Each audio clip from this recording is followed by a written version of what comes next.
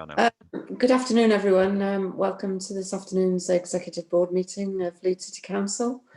Can we get the proceedings underway? Gerard, coming to you. Item 1. Thank you, Chair. Appeals. There have been no appeals received for today's meeting. Item 2.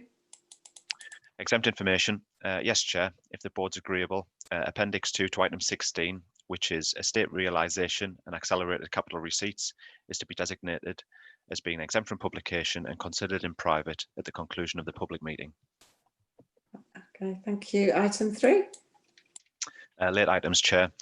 Yes, with your agreement, a report entitled Update on the Coronavirus Pandemic Response and Recovery Plan has been circulated to all board members and is intended to be considered as agenda item 10 under your portfolio. Thank you. Item 4. Do we have any declarations of disclosable pecuniary interests? Looking at Councillor Carter, it looks as though it's indicating. No, okay, sorry. No, okay. All right, sorry. Yeah, I think you were maybe touching your screen. Okay, thank you. Item 5, could we approve, confirm as the minutes of the last meeting are a correct record? Yeah, okay, take that as say yes. So let's get on to the first item of the agenda, which is item 6. The learning skills and employment portfolio. Councillor Pryor. Thank you, Councillor Blake. Just to say my internet connection seems a bit in and out at the moment, so if I've vanished, I do apologise. So this is the design and cost report for Allerton Grange School, permanent expansion of 60 places, taking the PAN from 240 to 300. Obviously, back in June, Exec Board approved capital expenditure of 2.1 to remodel the CLC Centre, which was in LCC hands, and this paper seeks approval for the 5 million to deliver the remainder of the works. I'll leave it there for an introduction. Thank you. Okay, thank you. Any comments, Councillor Carter? Yes, thank you. Just a couple. I'm supporting the paper on the basis that that we need the school places, but I have a number of questions I want to raise. First of all, the cost has gone up quite dramatically, partly because of access and highways issues, and I'd like to know why that wasn't foreseen. We're going to be talking today at length, I guess, on a whole series of financial papers, and to have projected overspends on items within the council's own gift, I think is somewhat concerning. So I'd like an answer on that, please. Also, it's an interesting site because of the dual ownership and the fact that the school itself was a PFI project. Are we going to be paying PFI fees on any part of this work? It was, I think, part of the original Building Schools for the Future programme. And of course, the government has now hit on the head the PFI programme, quite rightly, in my view. But I'd like to know whether this is a remnant of the past. So could I have those questions answered, please? Okay.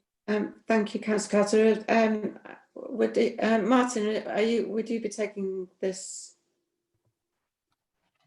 Yeah, I mean, on the costs, I mean, this paper, Councillor Blake, is a design and cost report. So it's at this point where the right level of design detail is available that members are being asked to freeze the design of the scheme. I mean, in paragraph 4.5.4, it does say that that's 0.32 million over the original construction only estimate. I think those estimates that will have been brought forward will have been as a guide, but they would have always been subject to detailed design work at the point when the design was at a sufficiently mature state to be able to advise members on what the actual cost is before we commit to the scheme. So that's what we've got here. And then in terms of the specific points that relate to highways considerations, and I know that highways is an issue that will be considered through the planning application. I'm happy to look at the detail of that and brief Councillor Carter separately if that assists. Okay, thank you, Martin. Sal, do you want to make any comments at this stage? I've no further comments, Councillor Blake. I think Tim might want to say something on the PFI charges. Oh, okay, great. Sorry, I wasn't aware Tim was there. That's fine. Tim. Thank you. Yes, we've set out in 4.5.2 the sort of fees that we will have to pay on this PFI scheme. There are a whole range of fees that will be payable in respect of the special purpose vehicle and particularly the lenders for this particular scheme as well, in connection with the deed of variation that is part of the recommendation from Executive Board today.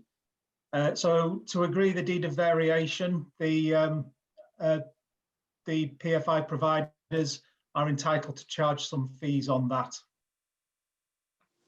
Okay, thank you. Councillor Carter, do you want to come back in? Yes, please. Could you give me an idea of the quantum of the cost of those fees, please? Tim? Those fees are still to be negotiated depending on the level of work that the PFI provider is required to do on the deed of variation. But as a rough guide, I would estimate it will be in the region of about £70,000. But that's still to be finalised, as Martin suggested, in terms of this report. It's about getting to the design stage freeze and then having those further discussions with the providers. Okay, I shall come back to that. So you might want to make a note to let me know when you know what the cost of those fees are. That's fine, thank you. Yeah, I think, and the earlier comments as well, we'll keep you informed. Councillor Goldson, did you want to come in on this one? I haven't got you on my... on your what? On my screen at the moment, sorry. All right, sorry. Can you see me now? No, well, I can find you, yes. Well, I have to say I'm not particularly concerned about the paper itself.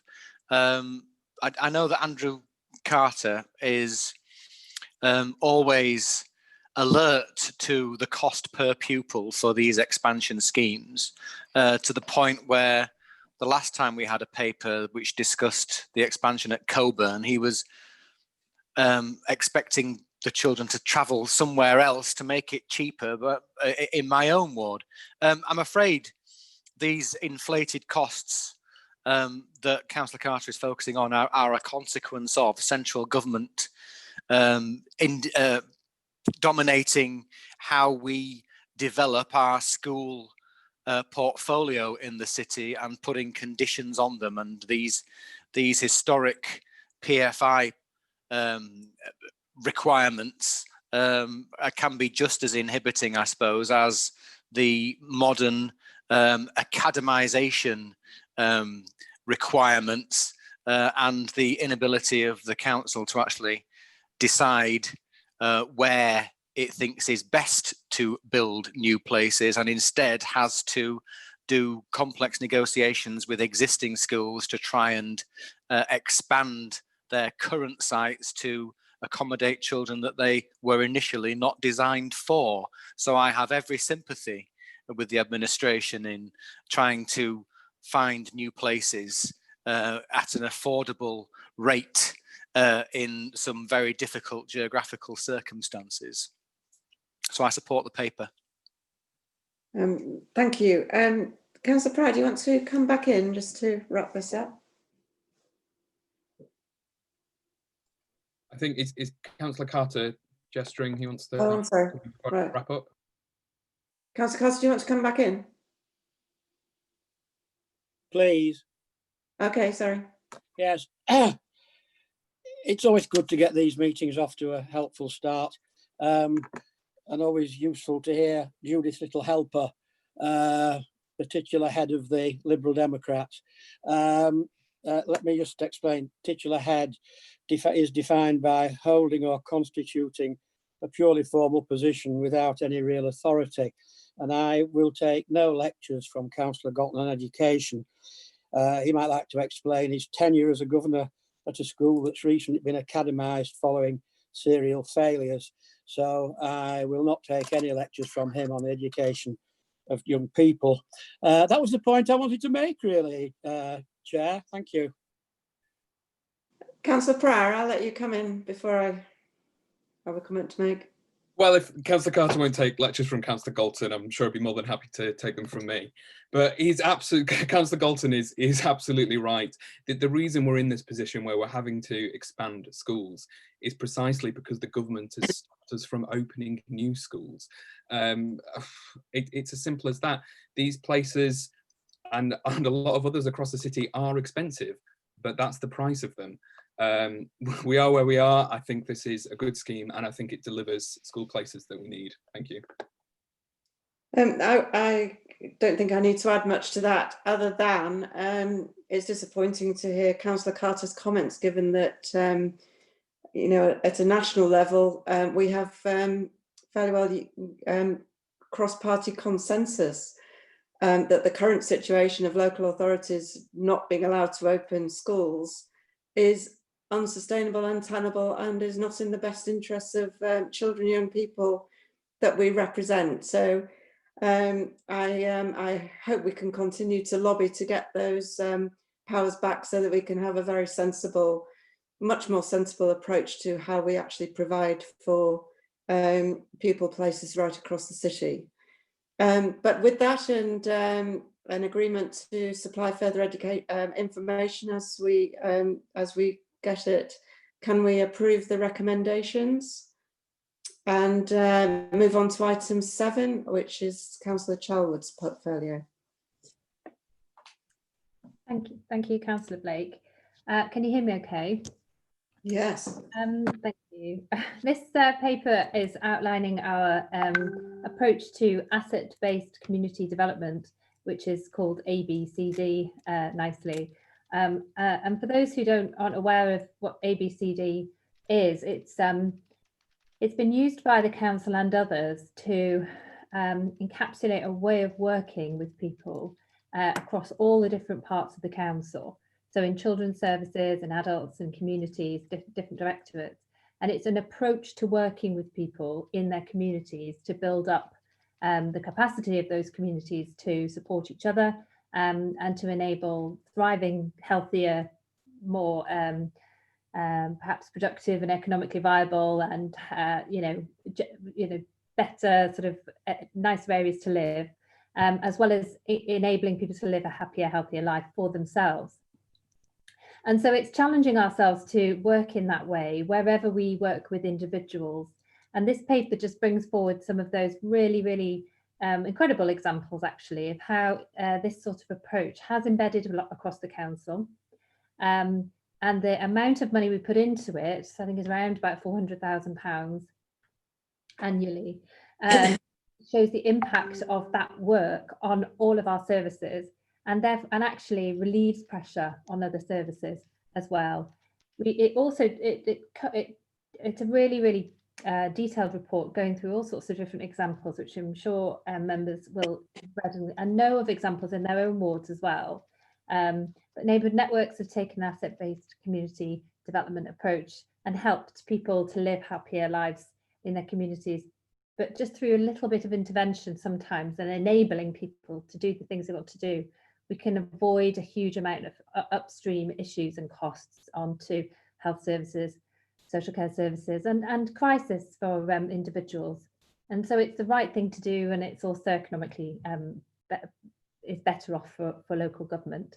It talks about Nesta in there, and how we're one of 7 areas that have worked with Nesta on this issue. And it also talks about how we've had Leeds Beckett University doing an evaluation exercise. I think they found that something like £27 of social value is generated for every pound spent. I mean, that's a huge figure. and it'll differ for each individual project, and each individual project by its necessity should be individually tailored, but it gives an idea of just how valuable this sort of work is. And it also highlights, really importantly, how this approach has been used in the COVID response. And it's important to highlight that, because thousands of volunteers came forward from our communities, and enabling those volunteers to do what they wanted to do to help their neighbours and their community is very much asset-based community development, and it undoubtedly stopped a huge amount of demand on our services and state-funded services of a more pronounced and further down the line and more expensive fashion. But it's allowed people to support each other in their communities, which is ultimately a really wonderful outcome. So I also want to welcome Carmel Langstaff, who is the Chief Officer responsible for driving this sort of work in the council. She's new to the council. We appointed her recently, and this is her first executive board as well. So welcome to her. So it's very exciting. She wrote this report, and also she'll be driving this forward. So hopefully we've got a really strong future for asset-based community development, ABCD, in driving the future of the council's work as well, because we're going to need all the help we can get to unlock the talents and abilities and resilience of our communities as our funding challenges increase. Thank you. Thank you, Councillor Charwood. Councillor Carter. Yes, thank you, Chair. I welcome the paper. Just a couple of points. I'm correct in saying that a more detailed evaluation is due in December. And obviously, this hasn't been rolled out across the whole city, but it's clearly working. It will be interesting to see, however, if I'm right, and we are going to get a more detailed report in December, how the evaluation is worked out. I won't go into them, but those who read the report will realise there's some interesting ways of evaluating the benefits of some of these things. And I don't want to be critical, because I think it is a good paper and it is the way forward. But I particularly want to see the wider evaluation in December. Could you confirm that's going to be the case, please?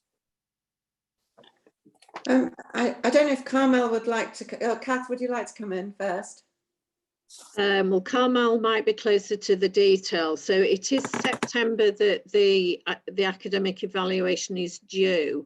Given the lead-in time to get to executive board in December, it might be more likely to land in January. You've got to sort of have virtually written things 6 weeks before they land at exec board. So I know there's a summative event planned before they do the final version. So it'll either be December or January. Okay, thank you. Carmel, could I welcome you to executive board to Leeds, and thank you for this report. Is there any comment you'd like to make at this stage? No, thank you very much for the welcome, and I'm very much looking forward to developing ABCD as we move forward. Thank you. Councillor Galton, do you want to come in? Yes, thanks, Chair.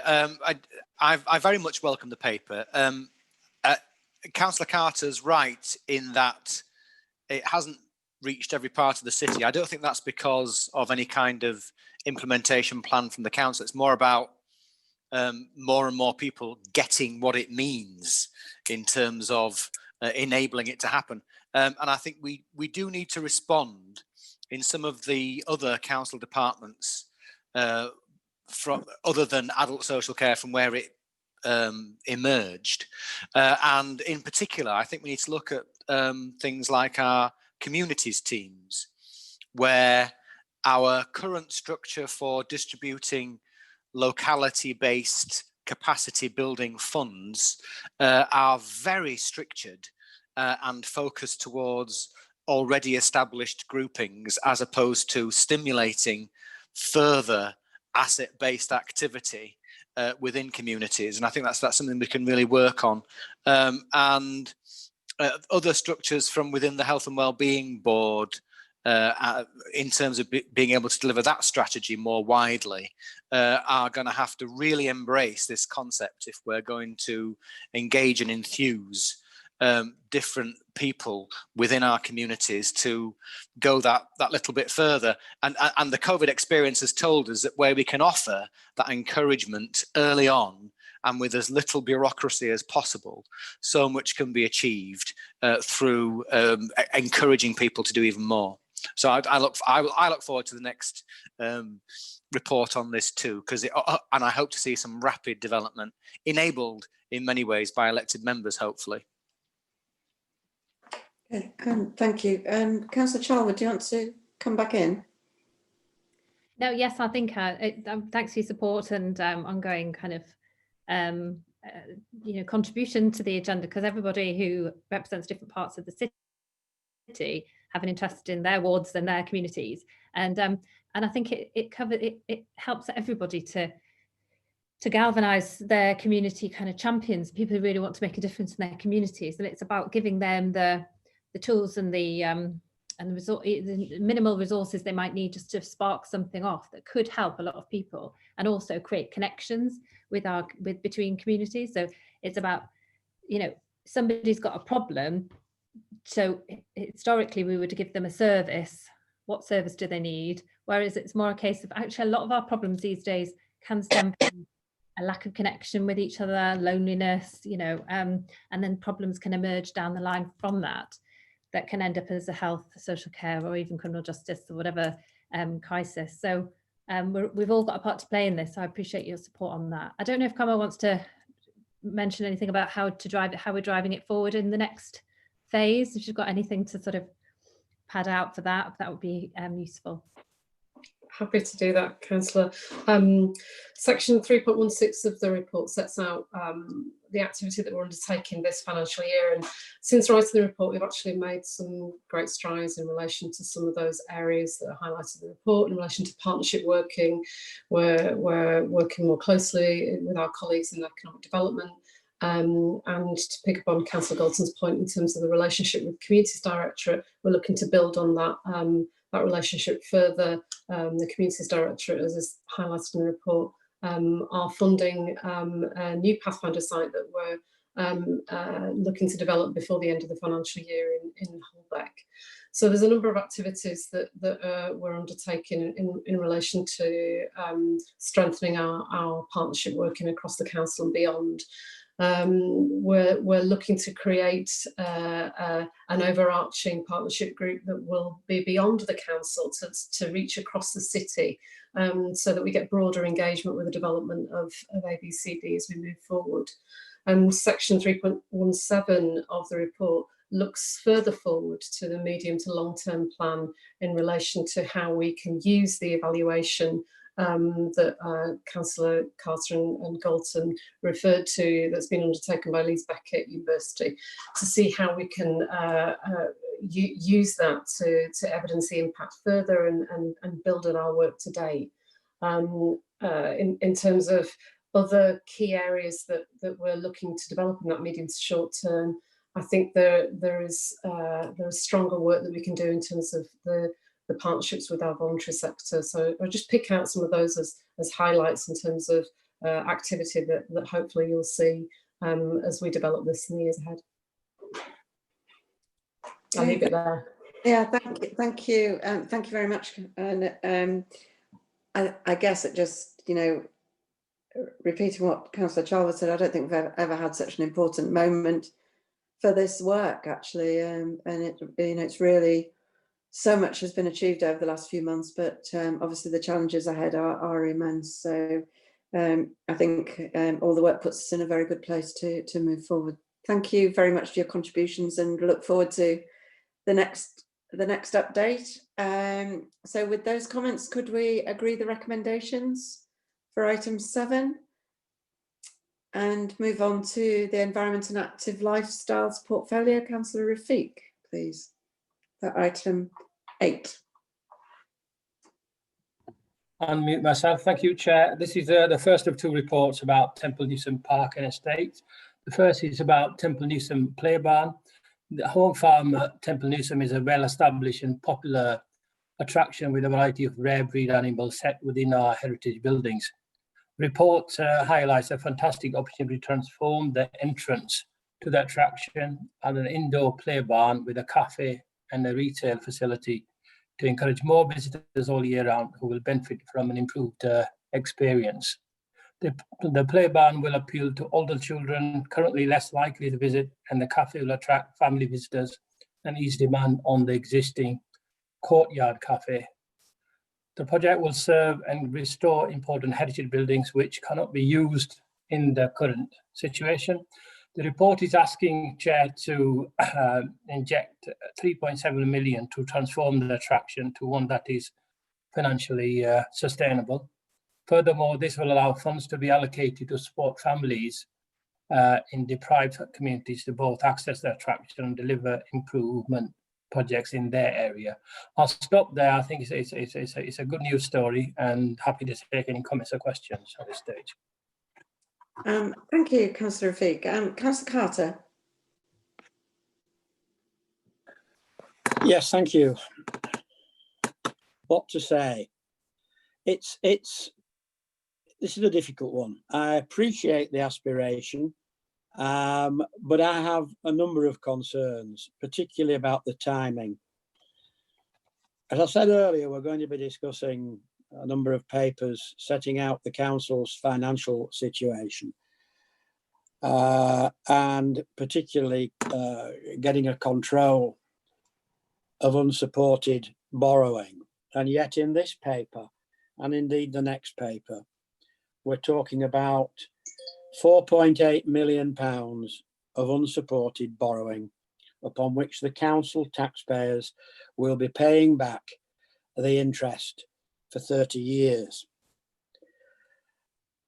If the business case is right, and it's a difficult one, I appreciate that, it's a difficult one, because of COVID, do we put a stop to everything? Well, the answer to that has to be no, we don't. But do we reevaluate the timing and the necessity of everything that we're doing, particularly when it means the incurring of more borrowing? And I'm very concerned that the business case for this at this time does not stack up. And I would also like a finance officer to tell me what the interest payments on the 3.6 million prudential borrowing would be, please. But I'm going to vote against this at the moment, not because I'm against it in principle, because I aren't, but because I think it is probably a step too far at this time. And I do hope I can have some assurance that as this progresses and before we are wholly committed, we're going to get reports back to the exec board. I'll leave it at that for the moment, Chair. Okay, Thank you. James, do you want to come in first? James Rogers. I can do, Chair. Thank you, by all means. I think the key term that Councillor Carter used there was unsupported borrowing. This is prudential borrowing, so it's not unsupported. It's actually funded by the income that will be generated from the investment in the facility, which is why the business case stacks up.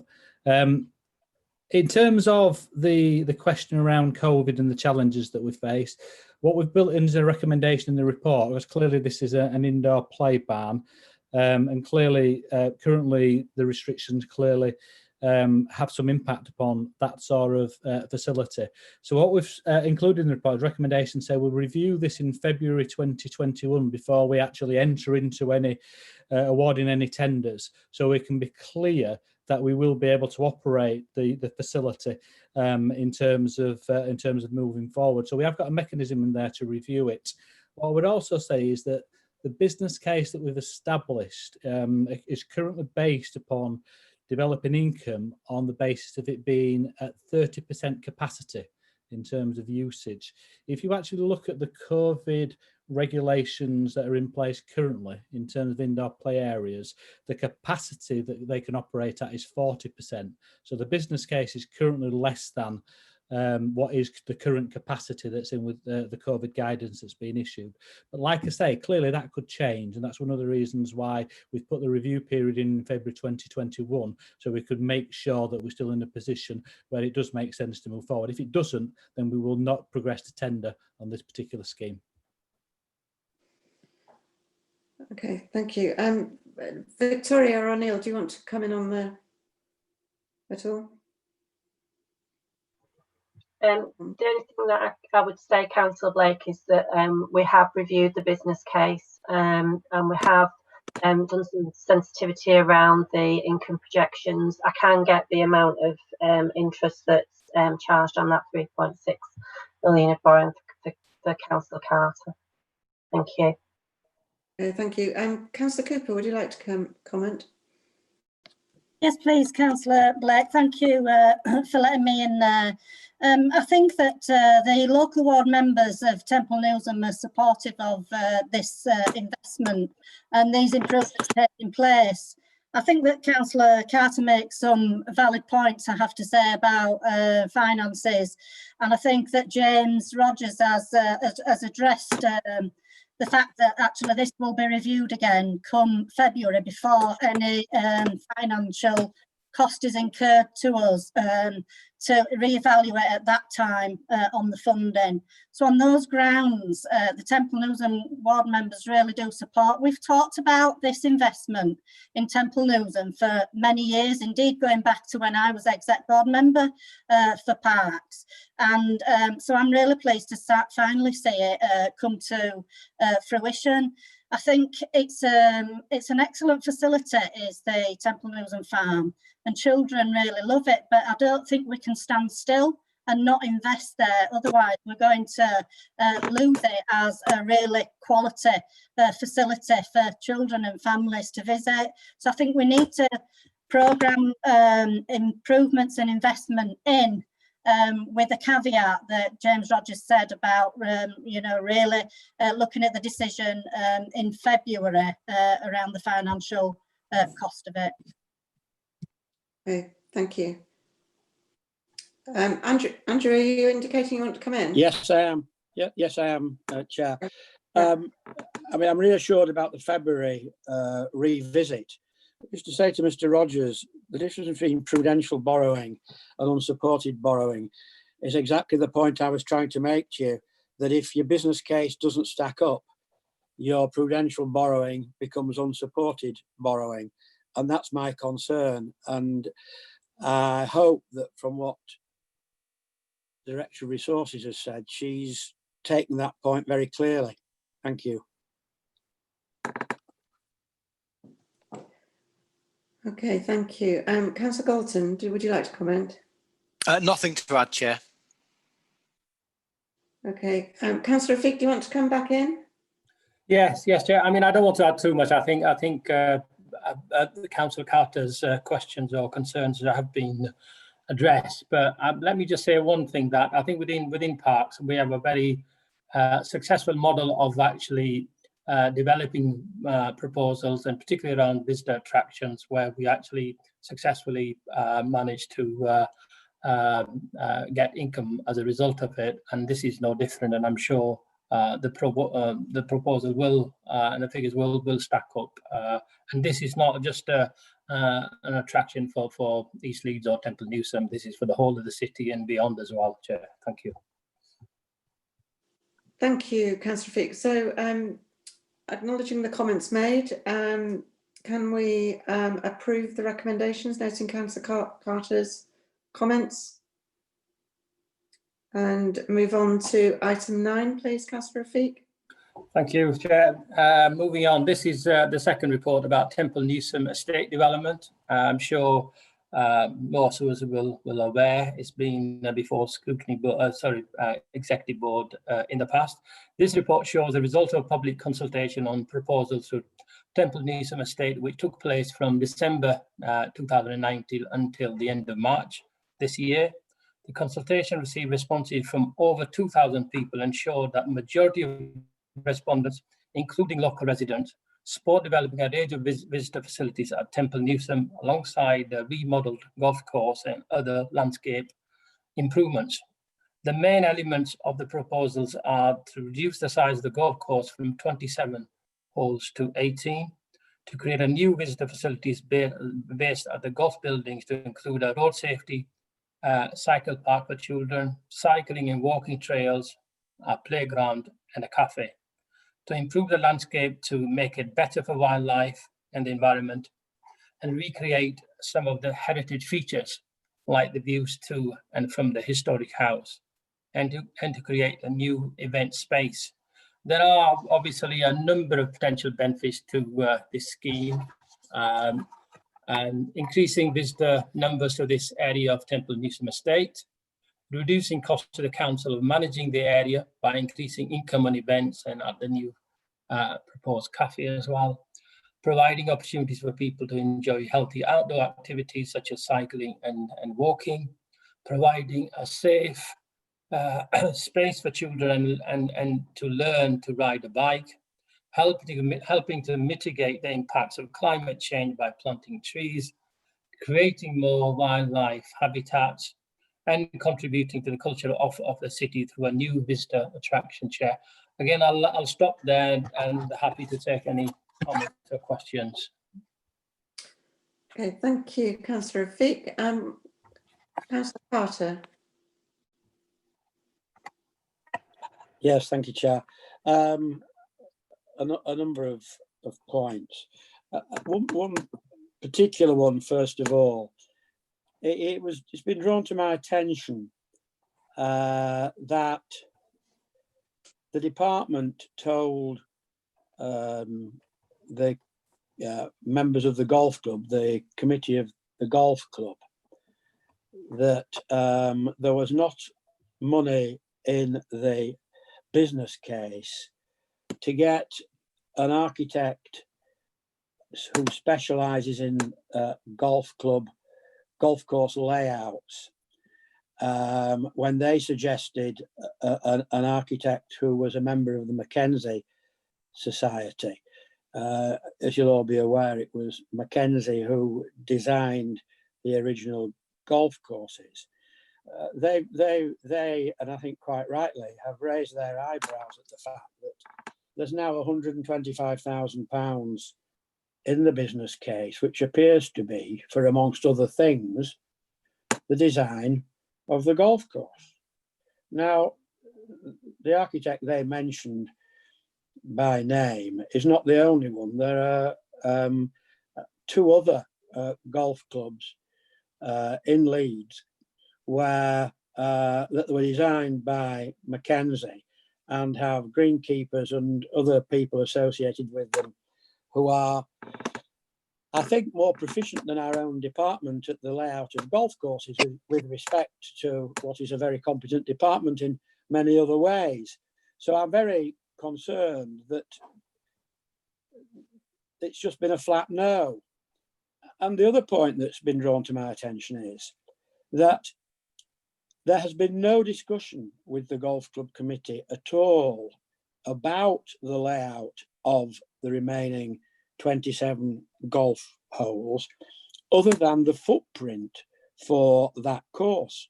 Now, it doesn't take a genius to work out that the footprint of the course itself and the layout of the course are two completely different things. And I'm very disappointed that that's the case. I'm particularly disappointed because at the request of the golf club, I attended a meeting at which the ward councillors were present, where we were given absolute assurances at what was a very positive meeting, I have to say, where I came away thinking we were actually getting onto the same page. Assurances were given that these sort of discussions would be had with the golf club. So I'm very disappointed to hear that they have not. And that was quite categoric. So I'd like answers to that, please. Okay, can I bring Sean in, please, to help us with this? Thank you. Just in response to Councillor Carter's point about the layout of the golf course, the club submitted at that meeting that referred to as part of the consultation a draft layout that they thought would work for the 18 holes, and we with our greenkeepers keeping staff that help look after the site. We came up with a proposal that wasn't far away from that, and we actually sent those proposals by email to the club for them to consider, which gave a detailed layout of where the tees and the greens were located and how the course was going to be amended. So the golf have received a copy of that, and we have been in communication with them to actually meet and talk about the layout and design of the course. It was always our intention from the beginning not to go into a wholesale redesign of all the fairways and greens and major landforming, because that would cost hundreds of thousands of pounds spent on the golf course itself. And what the intention always was to remodel the existing tees and greens. We may create some new tees to accommodate changes to the holes and layouts, but to keep those costs to a minimum. We did something very similar, Councillor Carter, a number of years back when we went from 36 holes to 27 holes at the golf course. And we did that without the help of a golf landscape architect. And we did that with an agreement between our own greenkeeping staff and the golf course. And that is we want to accomplish something very similar as well. And at this moment in time, Councillor Carter, we're not a million miles away from what the golf club proposed in terms of 2 9-hole courses, and what our own staff proposed. I think we're talking about a minor difference of a couple of tees, that's all. Andrew? Well, I was briefed only yesterday, and I've reiterated what I was told. Can I suggest, therefore, that to try and resolve this in an amicable way once and for all, you get back to the golf club, because people who briefed me yesterday were quite clear on what they said. I have no reason, I don't want to disbelieve either of you, but there's and I'm not going to do. I'm going to say that I want to see it cleared up, and I have to say, Chair, I want an answer to this, because these are two, it may be, shall we say, a matter of interpretation, but I don't like to be in a position where the information I've been given is considerably different to the answer I've now been given. And I want to get to the bottom of this. Simple as that. Well, I'm sure that Sean and Councillor Rafiq would want to get this moved on. Absolutely. Obviously, it sounds as though there's different conversations have been taking place, but Sean, I'm sure you will clarify the way forward as you've outlined it. Yes, Chair. I'm happy to share the copy of the email that in the information that I've sent to the club. Exactly. It's we've got absolutely no reason to doubt that you have been in direct communication with the club. Whether that has all been circulated to everyone, we need to find out really why there is a different story. But from my point of view, it seems as though you've made enormous progress with the whole site. I don't know, Councillor Cooper, if you'd like to come in as the local ward member. Yes, please, Councillor Blake. I was trying to catch your attention. I'm not sure whether I were on your visual screen that you've got in front of you. But yeah, just really like to say I really welcome this report coming back to Executive Board today. I think that local ward members have been really heavily involved in the consultation for this investment and the new improvements that are proposed within this report. We requested an extension to the consultation to enable a really widespread consultation to take part, and indeed to allow our local residents a real opportunity to come forward with their views of what they wanted to see in their local area. So we're really pleased that we managed to achieve the extension to the consultation, and actually that a lot of our local residents came forward and gave their views, as is shown in the report. We also worked with the private golf club that Councillor Carter's just alluded to, and as ward members, we met with them on a number of occasions, and I know that Councillor Carter went along to a meeting with them and met them to talk about what they would like to see as well. We've tried to work with what their proposals were for the new layout of golf, tried to include actually that golf remained, and I'm really pleased to see that despite what some things that were said, going back a number of months now at council and executive board, that this was in fact a genuine consultation that listened to the views of local people, that listened to the wider citizens of Leeds, and also to those who use the facilities or those who might use the future facilities, and therefore these proposals have come forward to reflect that. And both as a Temple Newsam ward member and an exec board member for communities, I wholeheartedly support this report. Thank you. Before I go back to Councillor Rafiq, Councillor Galton, do you want to add anything? Yes, thanks, Chair. Just listening to Councillor Cooper there, at the risk of sounding like Boris Johnson, hindsight is a great thing, isn't it? But I remember being in the Civic Hall at Exec Board discussing when we were considering getting rid of golf at Temple Newsam and saying, oh, nobody goes and plays golf anymore, and this is far more forward thinking and cycling's the way forward. It didn't feel like everyone's opinions had been taken into consideration.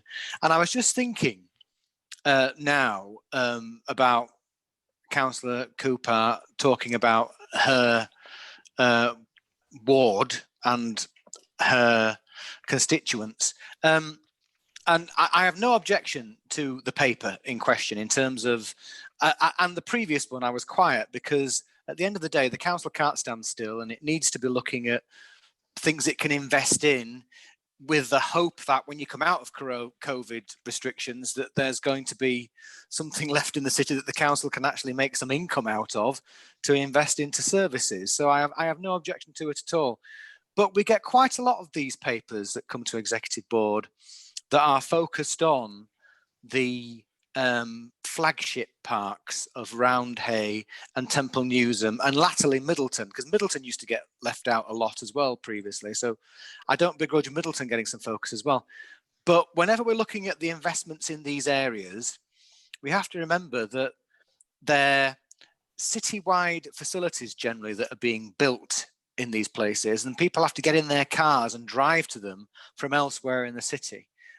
So, as I said, not begrudging the investment that happens in these flagship parks, but I think it would be really useful from the service if we actually got a paper that came forward that talked about the strategy that there was for investment into our community parks.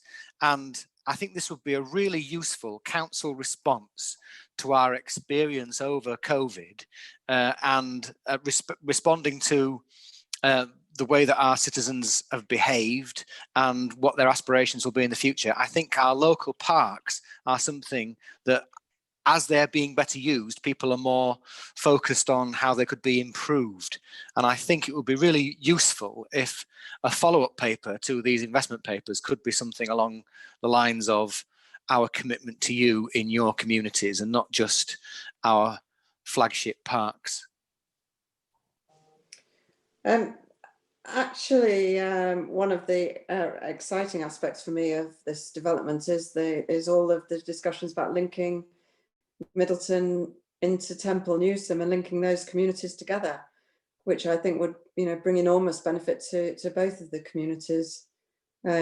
Moving that forward. Councillor Cooper, Councillor Galton's made specific reference to you and your ward. Would you like to come back?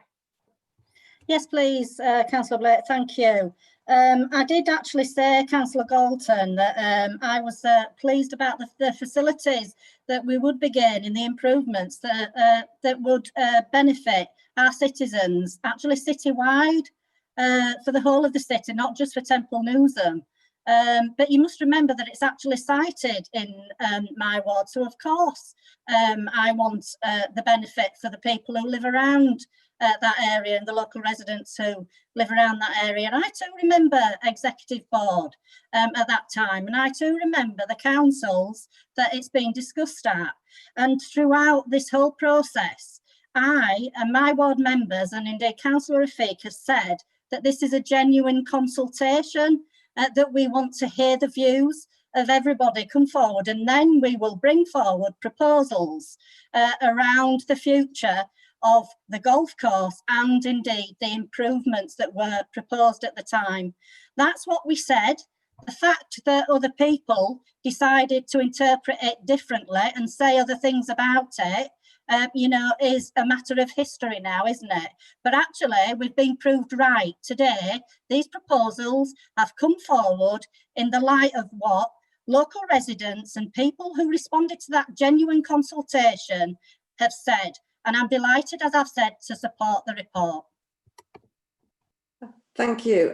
Councillor Rafiq, would you like to bring this item to a conclusion, please? Yeah, I mean, without repeating, wholeheartedly agree with Councillor Cooper.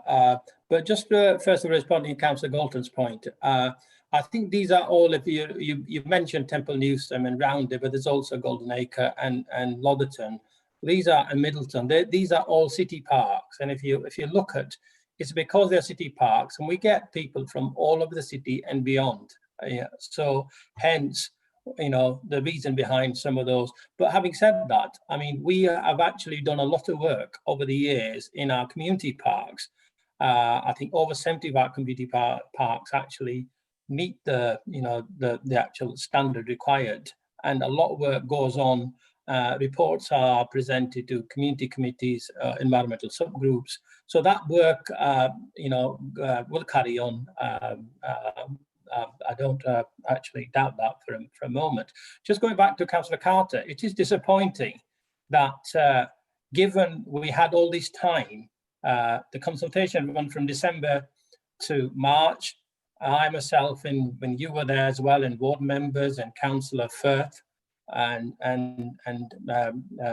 the representatives of the golf course, when we met, I believe it was back in January or February, I think, and that communication, you know, we responded to their concerns, as Sean has pointed out. But for them to then, this report, you know, knowing that this will come to executive board in September, the paper's been published for, you know, nearly 10 days now.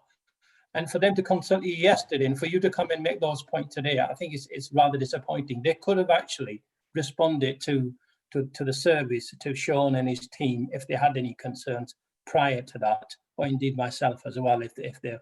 But we've actually done all we could to kind of meet their concerns, and as a result of which, I think we've got a very good proposal on the table going forward. Okay, thank you. With that, can we agree the recommendations of the report, noting the comments that have been made? Move. I'm reserving my position, Chair. Okay, thank you. Move on to item 10, which comes under my portfolio, which is the update on where we are with the COVID-19 situation. Obviously, we brought this as a late paper to try and get as close to the situation as we could to discuss matters today. All I can say is looking at what has happened since we brought this paper into the public domain, it is really a very fast moving situation. I think I want to start by referencing our real appreciation and support for the work that officers right across the council, linking with all of our partners around the city, have continued to do over the last few months. I think the last update was in July, and we were in a very, very different place there, with the economy starting to reopen and various relaxations coming forward. As we know, we've moved forward now significantly to a time of real concern nationally, led from Westminster, in terms of the situation that we find ourselves in across the country. The situation has been changing in Leeds. As you know, on September the 4th, we became an area of concern due to the levels of infection that we were recording. And we moved on from that a week later to last week, where we became an area of enhanced support. And of course, we're back round to that day of the week, which is a Thursday, where the national meeting of all of the experts comes together and looks right across the country and makes an assessment of where all the different local authorities actually are in terms of the cases coming through. And typically after the meeting on a Thursday, we've been getting the results and the outcome and the implications of the meeting on about 24 hours later. We expect that will be the same this week as well. I think it's fair to say that our numbers have been increasing, but it is a very different picture to that of a few months ago, in terms of the spread of the infection across the city, the demography, the age groups, much younger age groups, and of course we know that September was always going to be a difficult time for the country, with everyone coming back after the summer, and obviously schools fully reopening, and colleges, and then of course the arrival of students coming into the university cities and towns from all different parts of the country, if not beyond. So the report lays out all of the work we've been doing. We have to reference every single time that we talk about COVID, the financial challenge that we're facing as a city as a result of the impacts of COVID on our fees, charges, our income, and the services that we deliver. I'm sure you'll all have looked at the infographics though, and recognise the extraordinary extent of the work that has continued to take place. Our local outbreak board has really done some excellent work. We have had many intensive meetings with different settings, with the business community, with the voluntary and community sector, and as you would expect, very detailed discussions with all of our education settings, and right from the Zoom meetings with head teachers through to the meetings with the vice chancellors and of the principals of the colleges. It's fair to say the challenges that remain are enormous, and we, depending on where we want to go, we could talk at length about the situation around testing across the city, and the asks we have of government in terms of, and in tandem with local authorities right across the country, that we have the expertise locally through our public health departments, our environmental health departments, to do far more of the work locally than we are being enabled to do. And I think that is a huge regret for all of us. We know just how first class the work on the ground can be if we're given the resources and the powers to do what we need to do. We'll continue to make that case to enable us to do a proper job without having so often to rely on national programmes that, quite honestly, have left us all feeling that there is so much more that could have been done. But things have changed, as I say, dramatically since the paper was produced, and we now have the moving through the rule of 6 being rolled out, and the new regulations around hospitality, leisure and tourism, and expectations on all the establishments to retain details of customers. The fact that we have nationally, as you will have seen from the Prime Minister's broadcast earlier in the week, moved now from level 3 to level 4 nationally, recognising that the level 4 recognises that the epidemic is in general circulation, transmission is high or rising exponentially.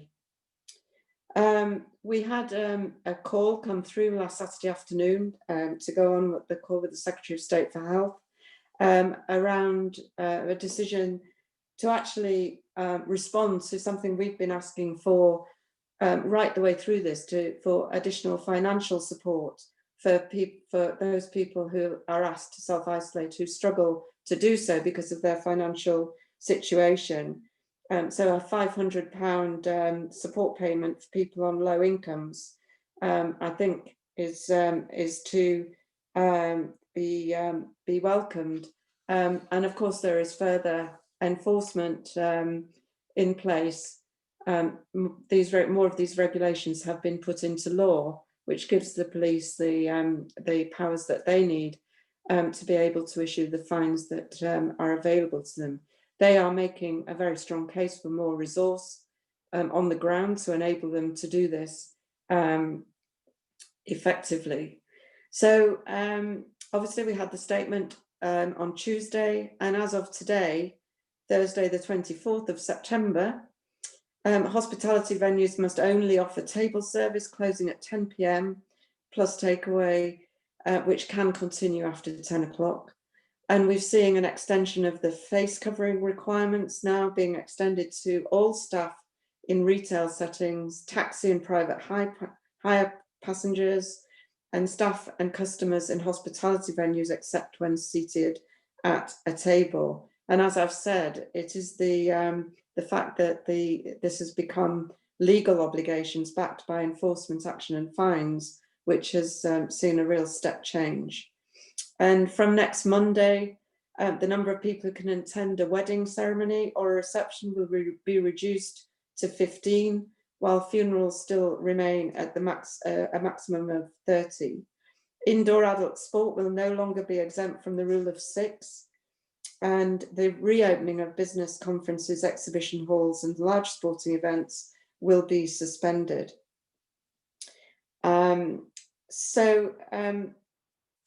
I think that there's, obviously we've been keeping members of council and our MPs briefed as much as we can with these changes. And I know that everyone has appreciated the extent of the detail that we've been putting out to people. The sobering aspect of these changes this week has been the recognition from government that these changes are expected to be required to be in place until next March at the earliest. Today, of course, we've seen the launch of the NHS app, and there's been the sort of comms alongside that to try and promote people who have the right equipment to download the app, so that which will assist everyone in the tracing element and reaching people far more quickly. to let them know if they have been in close contact with someone who's tested positive. It also enables people who have the app to register their information when they go into premises using the QR code. So massive changes happening all the time, and what we haven't had chance to absorb or consider at this meeting is the fact that, of course, the Chancellor has been on his feet today announcing significant changes to and extensions to the support to businesses following his decision to suspend the autumn budget so that he can focus on the profound impact of the virus on our economy. We will, of course, as soon as we are able, inform everyone what the outcome of the decision by government at today's meeting and what that will mean for the people of Leeds. We obviously work very closely with our partner authorities across West Yorkshire and beyond, and we're in very close contact with colleagues in areas that have had further restrictions in place for some time. And what we want to do is to make sure that we listen to their experience and that we learn from it, and that we move forward with measures coming in based on evidence of what actually works to reduce the spread of this disease. The place we're at is reinforcing what we've been saying all the way through this. Until we have a vaccine, we have to learn to live with the virus. And that is why at every single opportunity, we emphasize the responsibility of every single individual person to follow strictly the guidance that has been given to them in terms of keeping social distance, wearing face coverings where appropriate, washing hands and using sanitizer regularly, and complying with the requirements to self-isolate if they are asked to do so.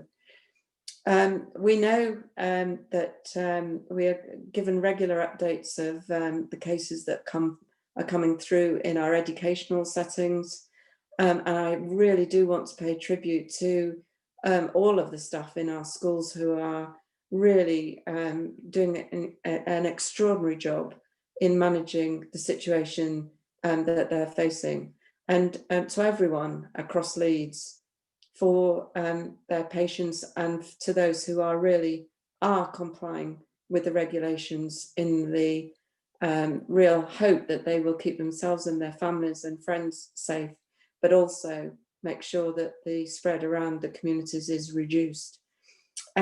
So with that, I'll hand over to Tom, who will give us any further information as he is able to do so. But if I can just thank all of you on Executive Board for your support and the work that you're doing. And I know the directors pass on regularly our thanks to all of our officers for the work that they're doing. We will require the level of commitment we've seen over the last 6 months to be equal to that in the 6 months going forward. It is a very difficult situation that we're in, and balancing the needs of our population and their well-being with the needs of the economy is an extraordinarily difficult place to be. If I could hand over to Tom before I open it up for further comments, please. Thanks, Leader. You've summed it up extremely well, and I'll just maybe focus on the latest numbers show that we were in the late 80s per 100,000 cases. We expect that to continue to rise with the increase in trends that we've seen across the country and across the north in particular.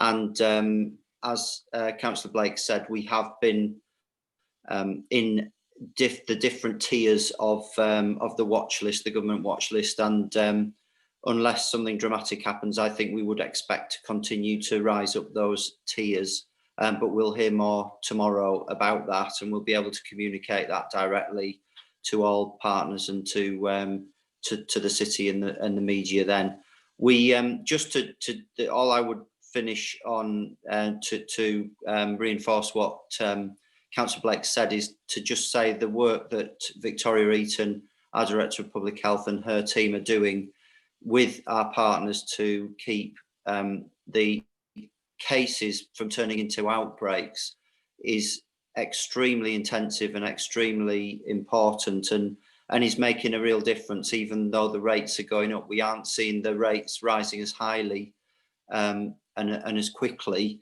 in terms of trend than other parts of the country. And part of that reason, I think, is because of the work we're doing with the schools, where we have clearly lots of cases in the schools and collapsing of bubbles, and we have several groups of schools who are having to do that and sending pupils and staff home to self-isolate. But the vast majority of students in the city are still able to go to school at the moment, which is the main outcome that we're looking for. Similarly, in care homes, just to commend the work of the team in social care, adult social care, and the NHS working together very much in hospital settings, but in the care homes we have got asymptomatic spread of cases, but it has been stabilised by the work, the intensive infection protection control and barrier work that goes on with Kath and her team. And it's a similar story in workplaces as well, where the business community have been very proactive, working very well with us, and we've managed to contain those outbreaks. But the cases are continuing to go up. They will, our numbers will continue to rise, and we will hear more tomorrow about whether we will enter into further restrictions. And we will leave it there. The app is a real opportunity for us with our hospitality sector in particular to get our systems in place ready for the winter, so that we can have a winter where we do have to live with the virus, but we can keep our hospitality sector open and be a crucial route for people to to go out and to still live their lives. And I think that's going to be very important for us in this next phase. And the use of the QR codes, the use of the app, if more and more people can take it up, it will make us a safer city. So we're appealing for that today. But I'll leave it there, Councillor Blake. Okay, thank you. Councillor Charwood. Thank you, Lisa. Thanks. I was moved to come in after that report from yourself and Tom, because I just wanted to update that whilst care home cases have been rising, we got them down to 0 care homes eventually, having gone very high in the first phase, and following quite a lot of democratic pressure. When I say that, I mean my elected members in the system, such as me and others. We got that right down to 0, and through the work of the teams that's been described, it went back up to around 20 care homes. We've now got that back down to 10. So I think that's really, really encouraging to see, and I'd like to thank the teams for all the work on that. We need to keep them protected practically from infections, both from hospital discharge, but also from visitors and from staff coming in and out. So I've written to the ministers in the Department for Health and Social Care this week to ask them to consider allowing family members or loved ones to be included in whole home testing regimes, so that they can be seen as key parts of the service users' lives, so that they can continue to have their visitors through the winter, because it's a human rights issue and it's incredibly distressing for people not to be able to see family and friends. So if the ministers can include their key people in the whole home testing, I think that should really help us to keep the infection down and also allow people to have that quality of life. Thank you. Thank you. It also goes without saying that we're keeping in regular contact with all of our health colleagues and keeping a very close eye on, obviously, the admissions into hospital and the numbers in intensive care. and of course, sadly, the deaths that occur across the city. I'll ask Councillor Carter and Galton to comment, and then perhaps Victoria might like to say something after that. Councillor Carter, if you want to come in. Yes, Chair. I'd like to start by joining you in thanking all our officers for that extremely hard work they're doing in very difficult circumstances, and circumstances that none of us wanted to see continue for longer, but are regrettably going to continue for some considerable time. I think it is right that we should be all saying with one voice that this now is another 6 months programme. I don't think we should get into the blame game. I think if everyone thinks they've got every decision right with COVID, from the government through to the council, they are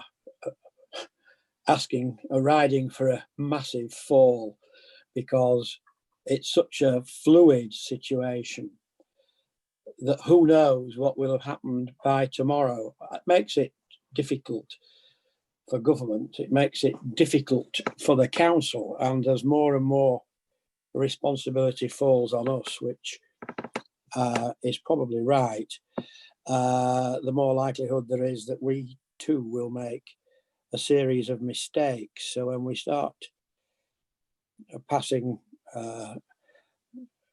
the blame culture, we need to just be careful. We should be speaking wherever possible with one voice. We should thank the vast majority of people in this country who have, and in this city, who have absolutely stuck by the rules.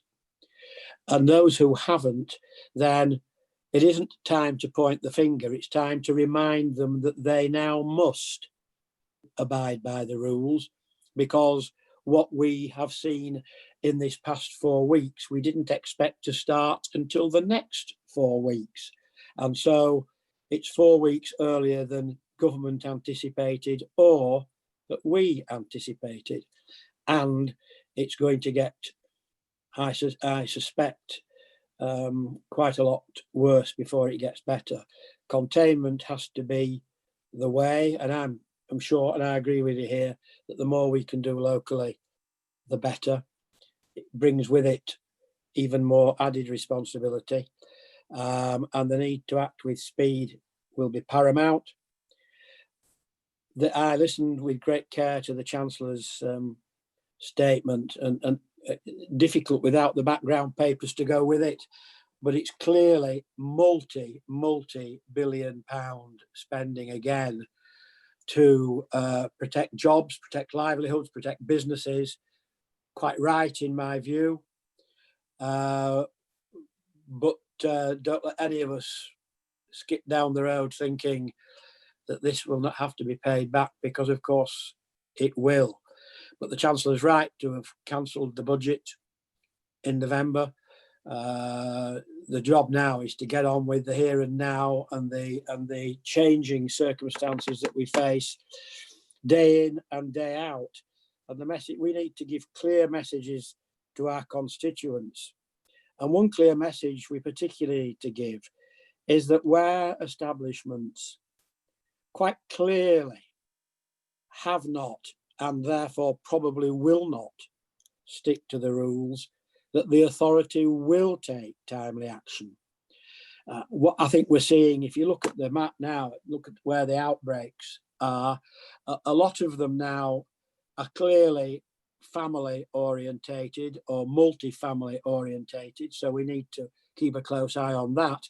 But also there's the issue that's been prevalent amongst younger people who, and I'm not dishing out blame, we were all young once, perhaps have not taken as much notice as they should have of the social distancing rules. And the message to them is very clear. They may get away with a cough and a cold and a sneeze. Their parents might not, and their grandparents certainly would not. And the message has to be clear, and the same from all of us.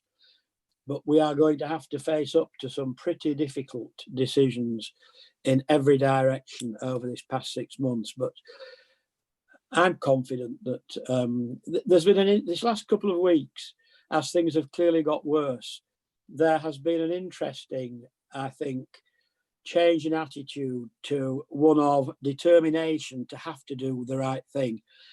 And that's going to be most important, because unless we all do as we are told by the science, by the government or by the council, we are not going to get a grip of this virus. It will be with us for far too long, and a lot longer than it need be. And let's hope that we get a vaccine sooner rather than later.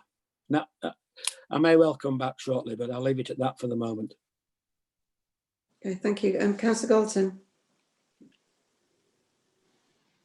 Thanks, Chair.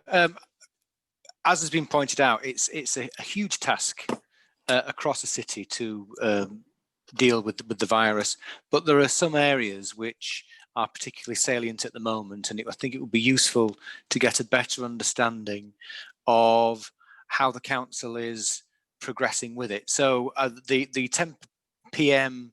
curfew for smaller businesses has, of course, now coincided with a further expectation of people to work from home.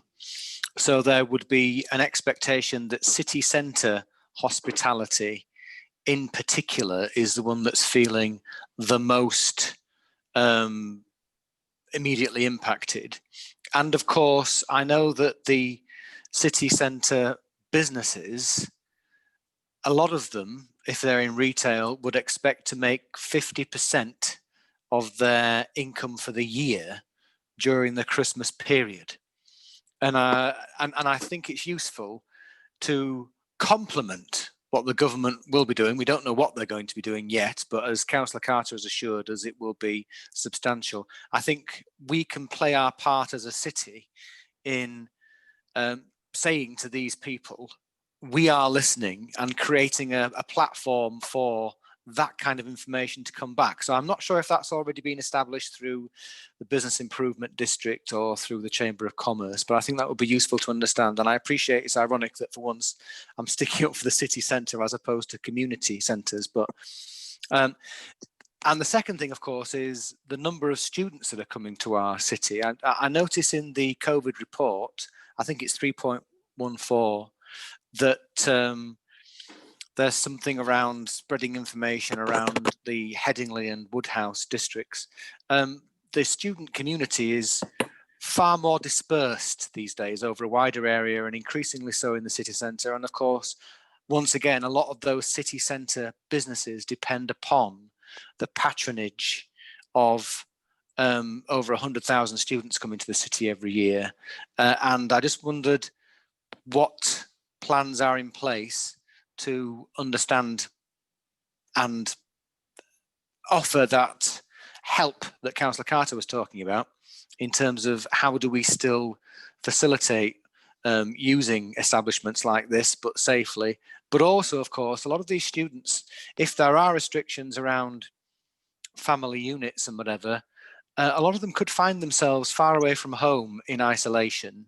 And do we have that pastoral element being developed as well, in anticipation of the fact that even if younger people don't tend to have physical repercussions from COVID, they can certainly very much be affected by the mental health aspect.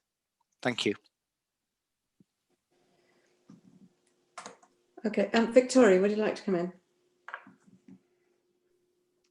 Thank you, Councillor Blake. I mean, a lot's already been said, so I won't repeat any of that. I mean, I guess that the combination of local action and the national position just emphasises what a critical point this really is. And obviously, unlike going up the first wave, where we were predominantly focused on COVID at the expense of other things, it's obviously much harder to do that balancing act with the economy and broader health and well-being that people have described. I suppose there's 2 points in terms of how we're wanting to approach the next phase. One of the things is that we want to continue doing locally the things that we know make the most difference. And some of those things have already been described in terms of the work with settings like care homes and schools, for example, and workplaces. But we know, for example, that when we get on the ground in communities with high numbers of cases, and do the door knocking and the advice and support and the local testing that we did early days in Kirkstall and Hare Hills, that turns around cases, and that's the experience and the learning that we're also hearing from other areas, that actually it's that pretty intensive work with communities that it's very resource intensive, but it does give good outcomes. The other issue is, with all the talk of restrictions, I'm very mindful that it feels that you enter a negative place of things that people can't do rather than things they can. And also the things that we know make a difference are all of the basics around distancing, hand hygiene and mask wearing. And, you know, we need to make sure that the balance is struck with the message as we enter more restrictions. I think the other thing to say is that we're obviously doing a huge amount of work to try to, because we know that the timescale of the restrictions being proposed is longer over the winter for 6 months. So our Leeds approach is very much about making sure that we keep that as balanced with people's broader health and well-being as possible, and recognising the ethical issues that throws up. I think the university students returning home is one of them, and the support they will need around that, if that is the case, is a very good example. And care home visiting is the other key example of where we really want to drive a more ethical approach and supportive approach to people's broader health. And I'll just finish by saying that the balancing act that we're having to try to achieve is also playing out really locally in our calls on resources. So because we're in the position where not everybody who needs a test can get one at the moment, we've deployed our local additional testing capacity to support key worker testing and families of key worker testing, because that was seen to be the biggest pressure on the city in order to keep things going. And that's meant that testing in Leeds has been much better relatively than other places, and our testing rate is still higher than the regional average. What it does mean, though, is that we can't mobilise that testing capacity into our local communities where we want to do that out on the ground work. So we're having to make those calls all the time. So we'll continue to try to build our local ability to respond and do more of those things and increase the capacity locally to meet that demand. Thank you. I'll leave it there. Okay, thank you, Victoria. And as always, thank you to you and your team for all the work you're doing. And I know you'll pass our thanks back. So I'm going to draw this item to a close. We have some important papers to move on to as well, which are related to this. And I just want to draw all of your attention to the latest IFS report that has literally just come out in the last 24 hours, which lays out very starkly the enormous financial challenge that is facing local governments as a result of the pandemic. And we all do remember the assurances at the beginning that from the government that, you know, we would be recompensed, we would not to worry about the money, that it would be available to us. And we have received praise and thanks from across the front bench in government, recognising that we wouldn't be in the position we are now without the incredible work that our frontline workers have done. And I hope we can count on cross-party support from this council to continue our conversations, our dialogue, explaining exactly what the impact is, and particularly with regard to income, which seems to have escaped some notice of some people who are looking at this situation for us. I know we're going to talk about finances under Councillor Lewis's portfolio, but it's across public services as well, and just the recognition that's come through the pandemic of the extraordinary work that people do on the front line, often from some of our lowest paid workers. So, you know, and we're so dependent on them being able to do the work that they do. Stuart, the welfare of students is very much on the mind of all of the educational providers, and we're working with them to make sure the voice of young people comes through so they can actually do the messaging themselves in a way that will get through. And don't forget, it's not just about students who come to Leeds, it's about our young people who are going all over the country to university as well. And obviously the comments about them Christmas, was it today or yesterday, must have been quite concerning, I think. But you know, put it how you want. You can talk about it being a blame game or not, or just a critical analysis of what works and what doesn't work, and actually responding when it is very clear that something isn't working. And that's the experience that, talking to the other areas that have gone into further intervention earlier than us, their lack of clarity from the messaging, the confusion on the message, the lack of consistency, the regularly changing instructions has led to so many people just not being clear about what it is they're supposed to do. And I think we all have a duty to work together to point out where there are those shortcomings and to make sure that we can at least get our messaging absolutely clear without interference, because we know our communities, we know what works, and we just want the ability to get out there and do everything we can to keep people safe and to really make sure we have the best chance to get the virus under some control as we go into a very difficult time in winter. So with that, I'm going to ask if we can move the recommendations of the paper and then move on, please, to Councillor Lewis's portfolio, and if we could pick that up at item 11, please. Thank you. Thank you, Leader. And we're moving on to the papers on my portfolio, the first four of which are, as you introduced it directly, about the Council's financial position in the years ahead.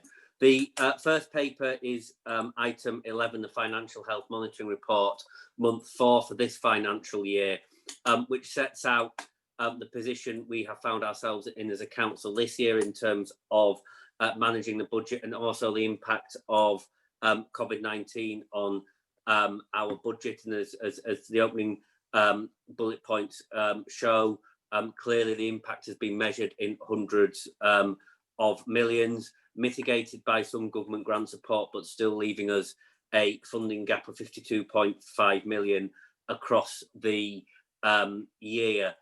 We are in discussions with the government about how we manage that funding gap, and can I suggest that we ask Victoria Bradshaw to update the Executive Board on those discussions, Leader?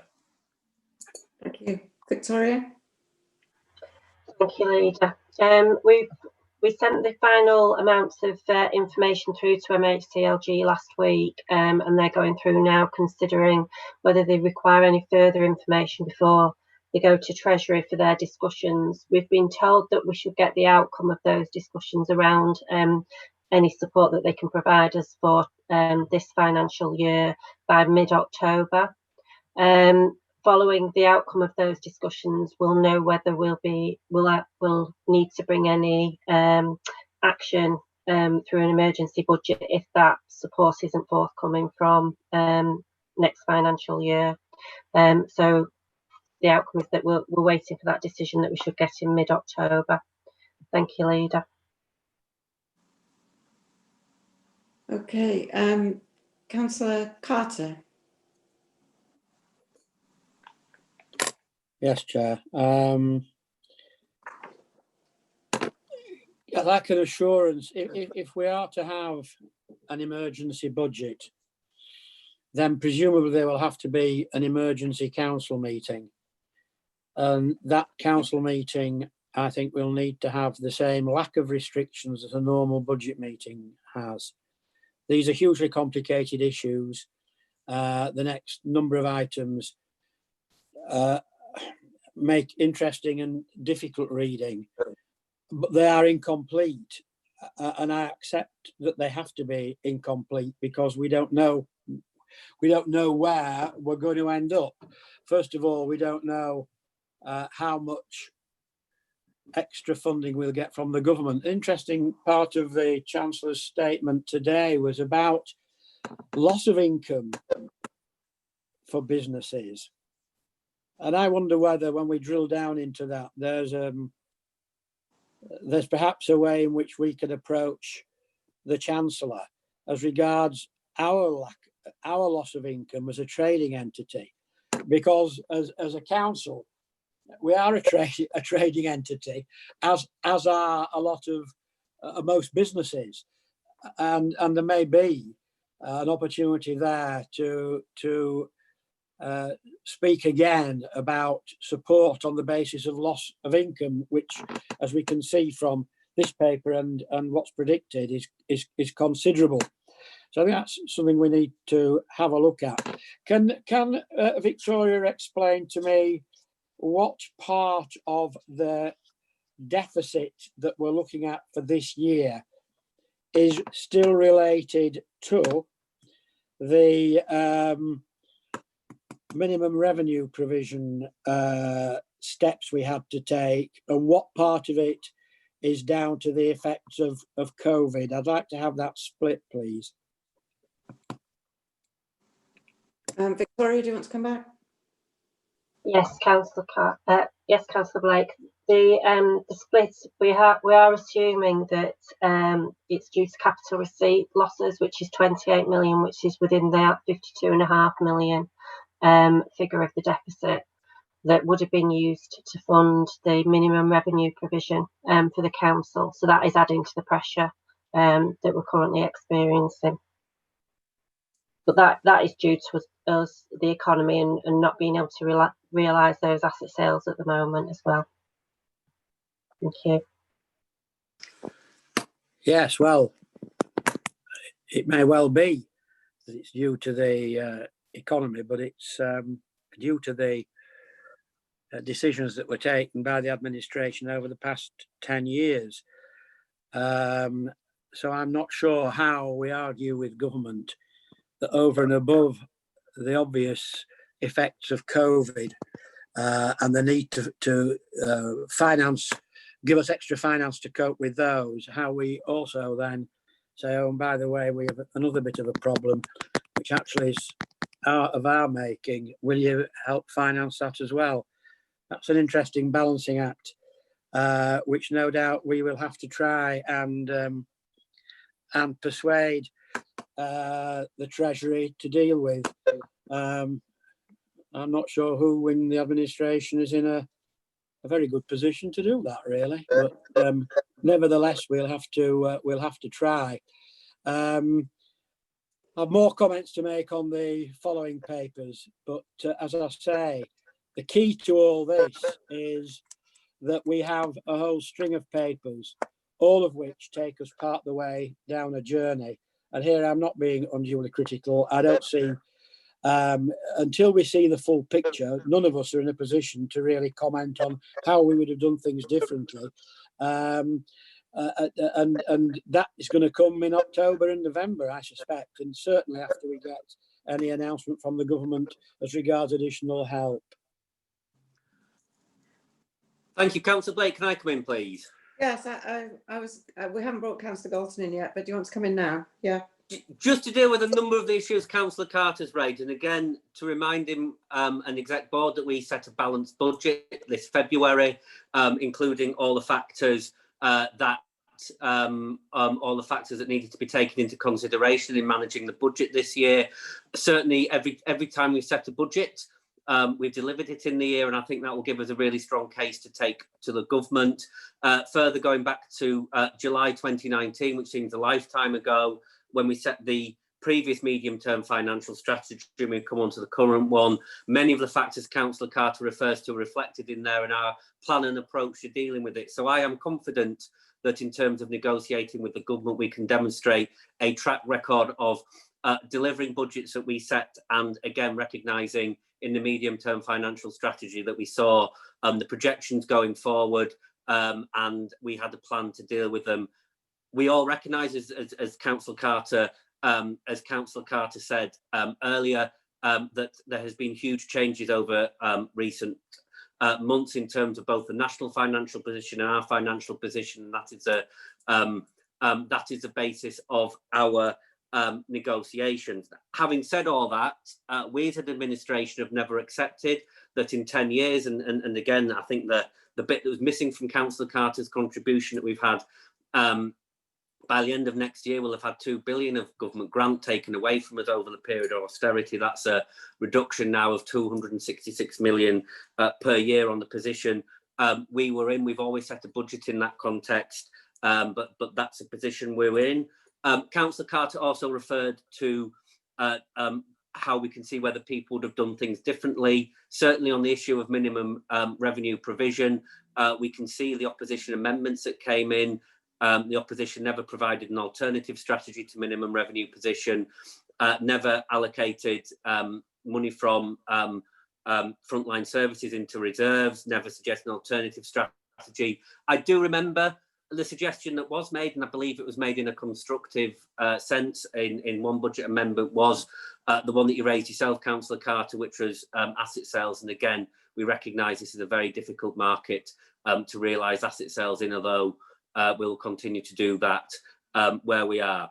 I do think, though, and I think this is an important point that we all need to recognise in terms of the extraordinary position both the country and ourselves find ourselves in, that with any negotiation with the government, they will want to see that we recognise the gravity of the position we're in, the need that we do need to take changes to the council's financial plans moving forward. We recognise that changes need to be made, and some of the subsequent papers start that work. And I wouldn't want anybody leaving this meeting not to think that we don't recognise the need to assure government, as we ask them for an extraordinary circumstances for support to fill a budget gap, that we do also need to change the way we work.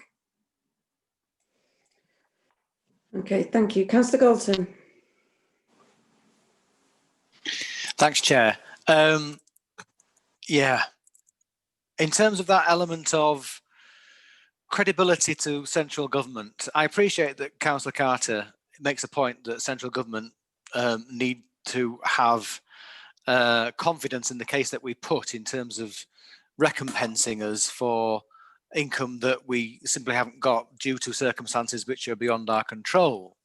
I have to say, central government isn't the best exemplar for the best use of money during COVID, given some of the contracts which have been awarded to dubious characters and corporations without any kind of competition. But I do also think it's a bit rich for Councillor Lewis to go on about how we're the most amazing authority and we've balanced our books each year, when actually the vast majority of local councils balance their books eventually each year, but most of them do it because they rob Peter to pay Paul within departments. And actually some of the detail in later papers points out some of those hidden contingencies that departments depended upon to compensate for some of their weak financial management internally. And now they're having to be used as a very last contingency. Now, saying all that, at the end of the day, I would hope that the government doesn't spend some hugely forensic exercise to determine and try and understand what is COVID related and what is something that would have been lost anyway, because it's a bit like trying to understand how a company has failed. Is it because of Brexit or is it because of COVID? It doesn't matter. The company is under pressure and needs to have support. And the same is true of the engine, which is the city council, in terms of keeping our city running. And I hope that the Chancellor will look as holistically at what the council offer as much as it does in terms of us as a reputable financial organisation. Councillor Lewis, do you want to come back? Yes, thank you, Councillor Blake. I'm interested in some of Councillor Galton's comments around the ways you've tried to run the council over the years. And again, I'd reflect when I quoted the figure of 266 million reduction in the budget. The first 181 million of that came out when the Liberal Democrats were in government. So again, I think there has to be some recognition about why the council is in the position we are in terms of the overall amounts of money available. And again, I underline the point, we know, given the circumstances we're in now, just saying things have been terrible in the past aren't going to get us through it, and we will take the steps that are needed. But I will do feel it's quite right to remind people of the history of where we are. I don't know if Councillor Carter wants to come back in again, Councillor Blake, if you can't see, I think it's indicating. Tom wants to come in as well. Councillor Carter first, and then I'll bring Tom in.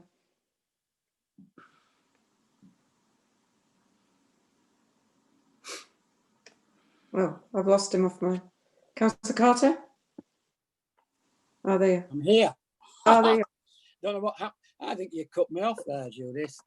If only I had the It was power. written all over your face that you wanted to, so I presumed you pressed a few buttons and watched me disappear into the ether. I'll make sure I have the power to do that next time. Yes, well, be careful what you wish for. Just to go back to Councillor Lewis, who has a very selective memory.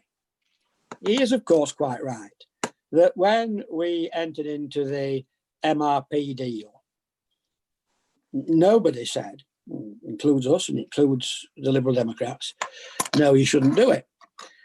But what it said, of course, in the deal, and what the financial advice from our then senior financial officers was, that, of course, by doing that, we saved making additional reductions in expenditure. However, we would have to keep unsupported borrowing under control, because if we didn't, the problem we would hit in 2021 would be substantial. Now, we weren't the administration, and in fairness, neither were the Liberal Democrats. So please, just for once, take responsibility for your own actions. You didn't take notice of the advice you were given, and that is why we are now having to face up to a situation that is worse than anybody foresaw. But my goodness me, and I did warn you where we were going with this. You're very ready to blame the government for any manner of unforeseen circumstances. But when it comes to ones affecting the council, it's anybody's fault but yours. Sorry, nobody in Leeds is going to swallow that rubbish. And the point is very much this, that when you go to government, it doesn't need a forensic exercise to see precisely who's responsible for what. And that's your problem. And I would suggest you send Tom and Victoria to do the negotiating. Certainly not you, Councillor Lewis, and certainly not Councillor Blake. And again, I think, with the foresight, some of the foresight that's been shown by the opposition groups in, not demonstrating alternative plans, I think that's got us where we are. However, I was very clear, again, I'll just reiterate this at this point for the benefit of Executive Board.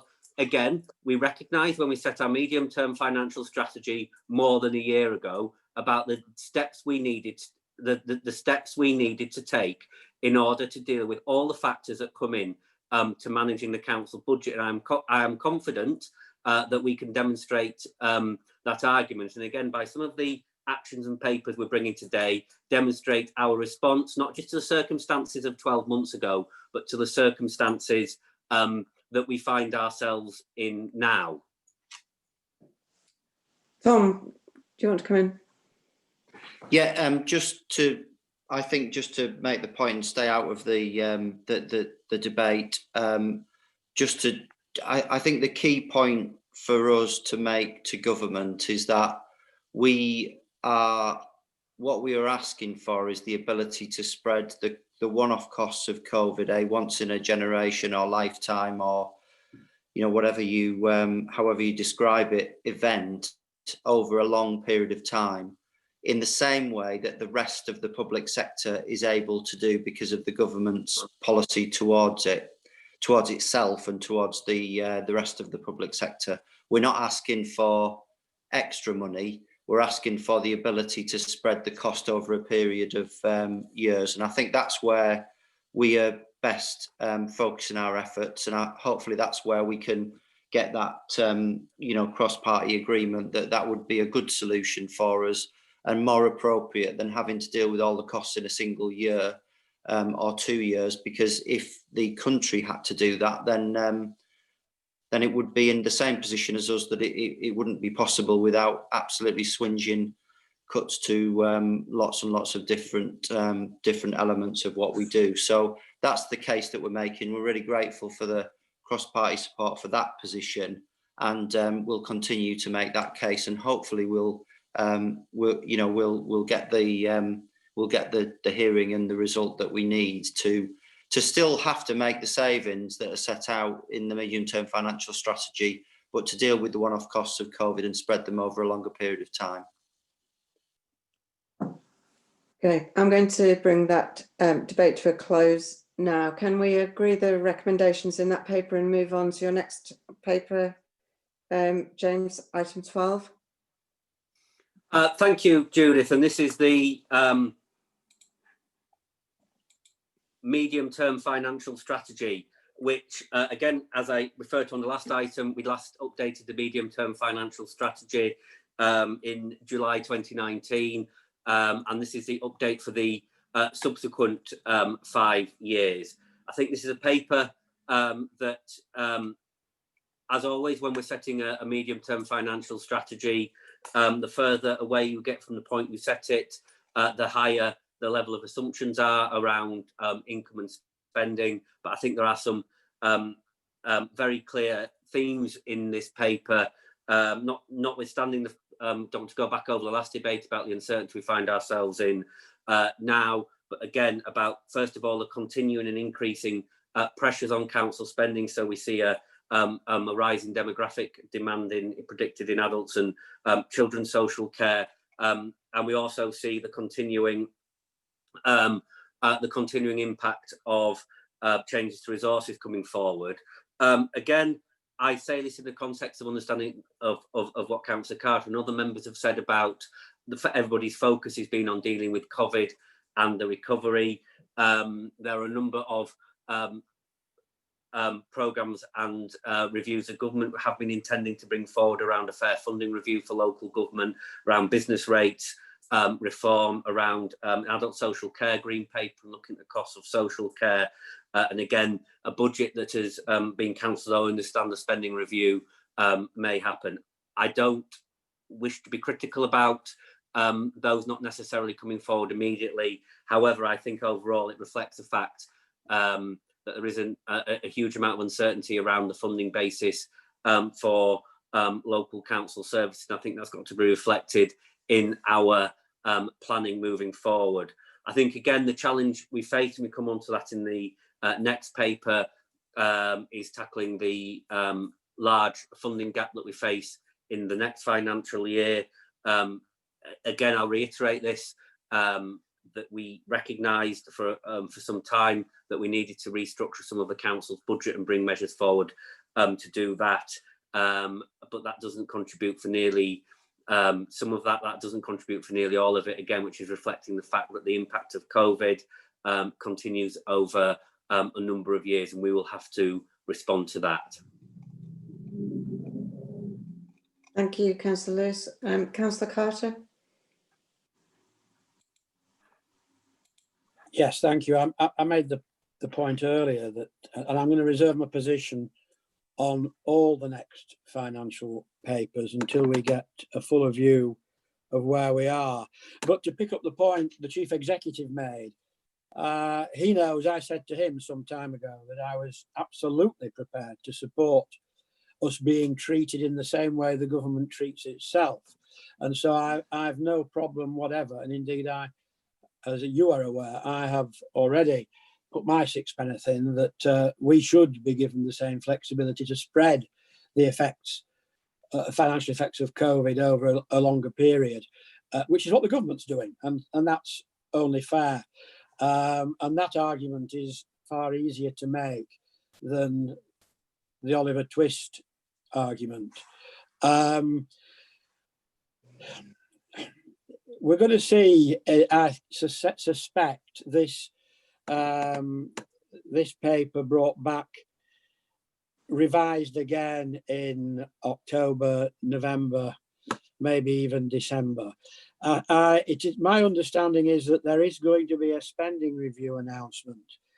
And whilst I agree there shouldn't be a budget, I do think, and I agree with Councillor Lewis here, there ought to be a spending review announcement, because uncertainty is a great enemy when you're in a position like this, and levels of certainty are absolutely critical.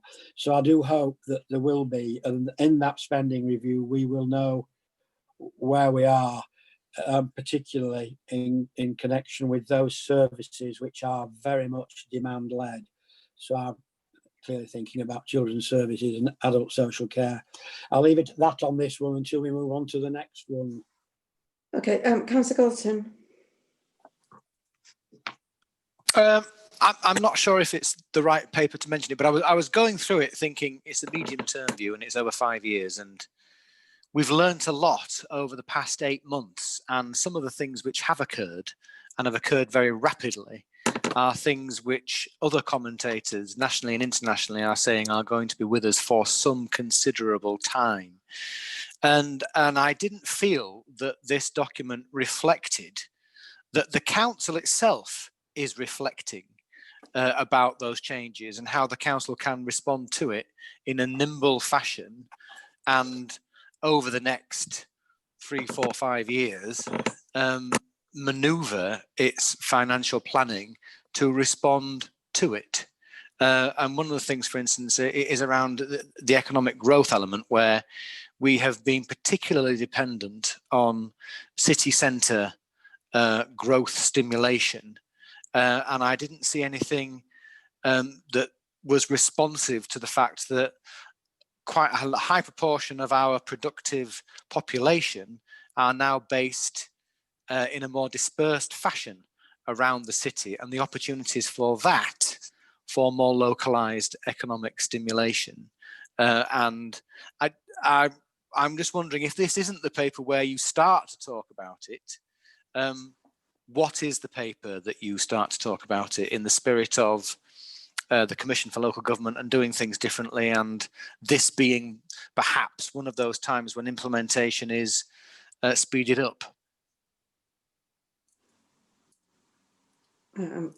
Councillor Lewis, do you want to respond? Or thank you. I would first of all, again, welcome Councillor Carter's cross-party support for dealing with the budget challenges. I don't necessarily agree with Councillor Galton that this is a paper that we would start looking at our economic strategy on, though I think it does make a valid point. The forward view is likely to change remarkably, as both Councillor Galton and Carter said, over the months and years ahead, and we have to reflect the impact that changes that has on our tax base, which is the purpose of this report.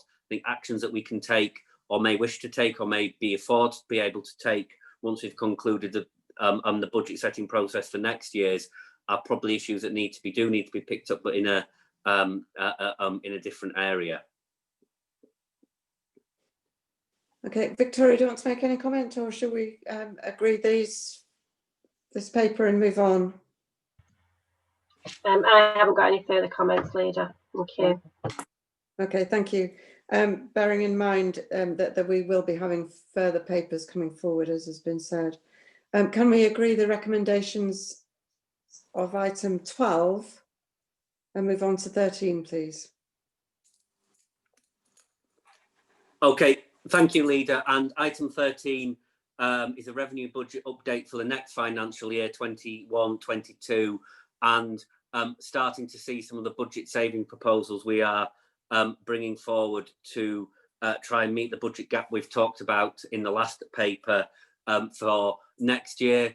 I think I'll be very clear in introducing this paper that this is not our revenue budget for 21-22. It is a start of a process. It's bringing forward some of the changes we wish to present at this point, and we may wish to bring forward into our initial budget proposals in December, and then the final budget. There are a number of items in here. I won't go through them one by one, but there are a number of items in here which will require consultation in order for us to establish what the revenue effect will be in the next financial year and how we can set the budget. And finally, to say there will be a number more of papers of this type coming forward at October and November Executive Board ahead of the initial budget plans in December, which will show the full picture. Given that like I say, there are a number of items where we need to consult ahead of including them in initial budget, and again, recognising that the scale of the financial challenge we face, this is the first step in that process, and again presents 32.7 million revenue budget savings, which, like I say, are very much a start of the process, Leader. Great, thank you. Councillor Carter. Yes, thank you. Couple of questions. Repeating myself again, this is the beginning of a journey and I'm not going to go into it in detail, but I would like to ask a particular question, or two particular questions. The first one relates to posts as opposed to staff. So in this document, how many posts are we saying we are taking out of the establishment, and how many actual staff are we proposing that we lose through the early leavers initiative? I'm sure you appreciate they're two different things completely. And I'll come back to the other question in a minute. Okay, Victoria. In the report, it details that there's posts of 478.4 full-time equivalent posts that are impacted. On the early leavers scheme, we're waiting for people to reaffirm whether they want to take forward their initial interest in the early leavers scheme. The closing date is tomorrow, but initial people showing an interest was around 1,200 people.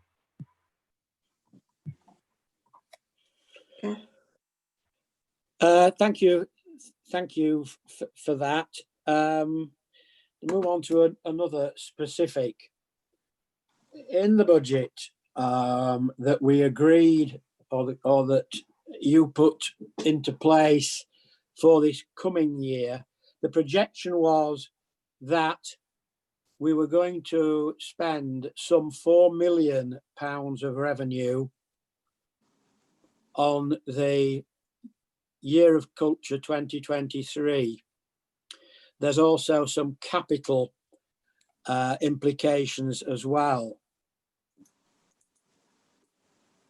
I take it that we are now looking for external funding sources, as difficult as that may be in the current climate, to replace local government funding.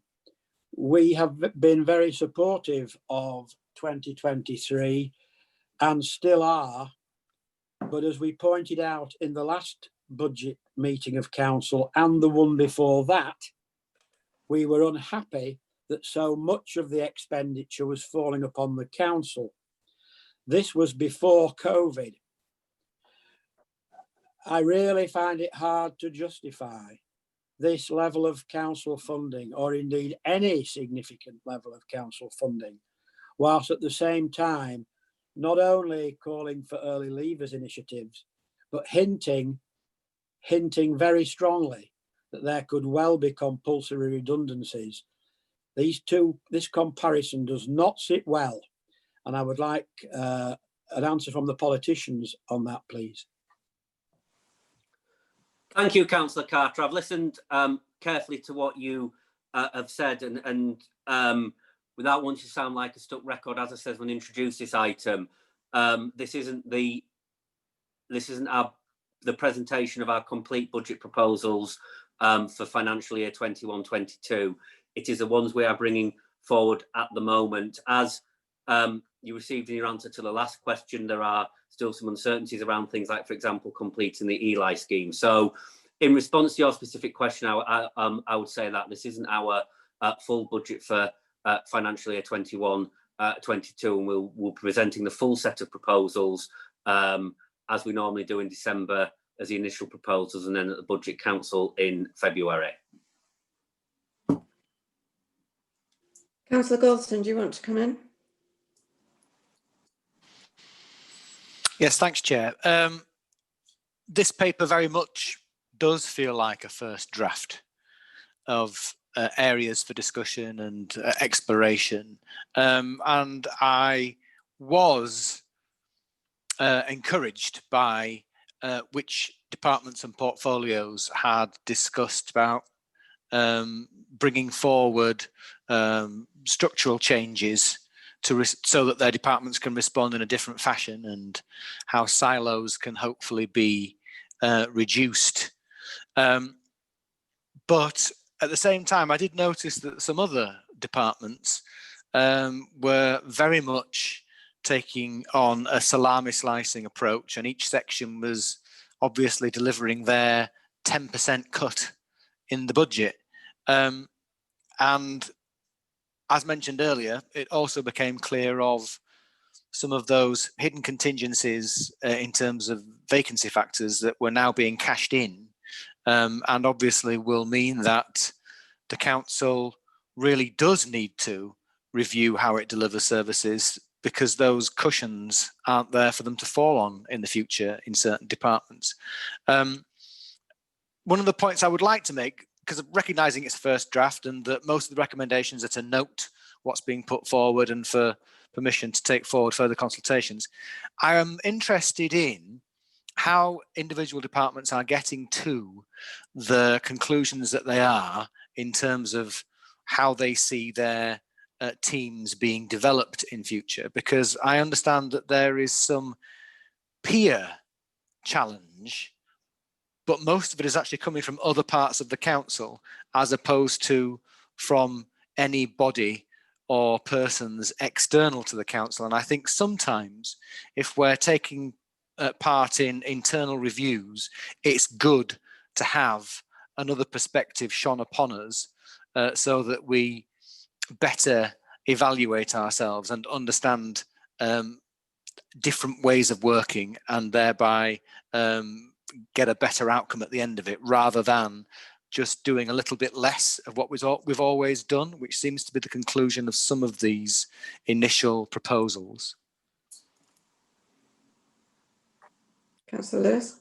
Thank you. I think I would say in response to Councillor Galton again, you know, this is, as we've recognised, the first paper we have brought forward. We have found ourselves in the position where we have had departments and staff that have been responding to the COVID crisis and trying to ask people then on top of that work to then restructure entire sections of the council. I think at the same time, I think is something that may have been a request that we wouldn't have taken forward for this point, although I do recognise they're all issues that we need to consider again when it comes to finalising our budget for December. So I'm not disagreeing with what you're saying, Councillor Galton, but again, I think we find ourselves in a position where we have a pandemic to respond to and also a budget position to respond to, and that's why we just need to work through until we have a final budget position in December for us to present that complete budget position. But again, your input as with Councillor Carter is very welcome at this stage. Okay, thank you, Councillor Lewis. So without further comments, can we agree the recommendations on item 13 and move on to item 14?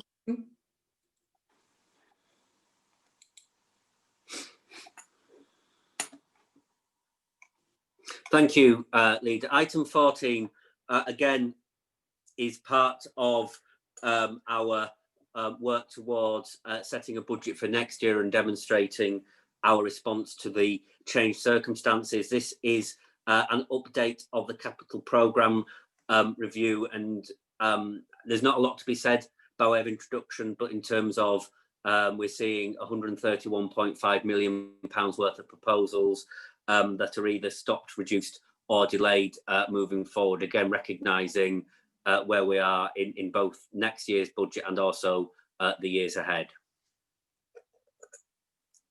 Councillor Carter? Yes, again, I'm reserving my position on this. I think it's pretty unimaginative, to be honest. When you look down the list of things where the axe falls, and I know Councillor Mulherrin thinks that's funny, but it's her department, and highways, repairs and maintenance is one of the areas. So you might be smiling now, Councillor Mulherrin, but you won't be when your constituents find out what it means. And I would like to ask a particular question, and that is on page 408, paragraph 3.5.2, where it states,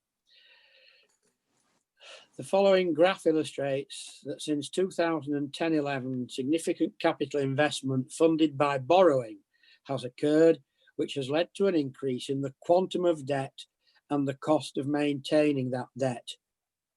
What is that quantum difference? And how much does that quantum difference cost in interest payments per year? Victoria, can you pick that up? I'll have to come back to Councillor Carter on that. I haven't got that information to hand, but I will do. I'll send a response to Councillor Carter on that. Okay, thank you. Councillor Dalton?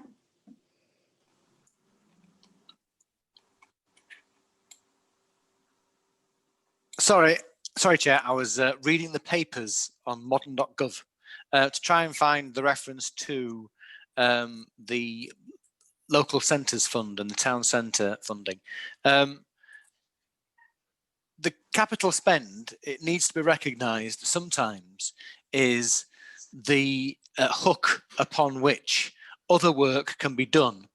And just as I was pointing out earlier about how we need to be looking at how our economic footprint is developing in the city and opportunities that come with it, I note that, for instance, there's a halt or a delay or whatever you want to call it in terms of the town centre funding, which the council has historically committed to in this paper. And I think that is a wrong move because all that will do is potentially destimulate local innovations in terms of trying to make our local town and district centres work better for those people that are working in and around them.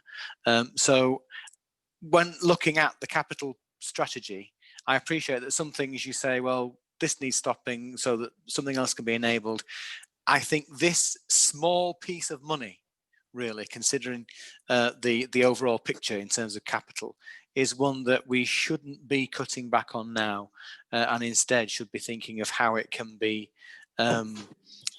given added value in terms of focusing on our communities and their economic potential.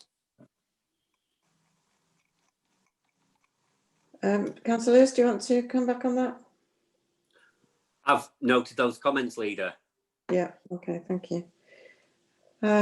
Okay, can we agree that note the recommendation, agree the recommendation, note Councillor Carter's comments, and move on to item 15, please.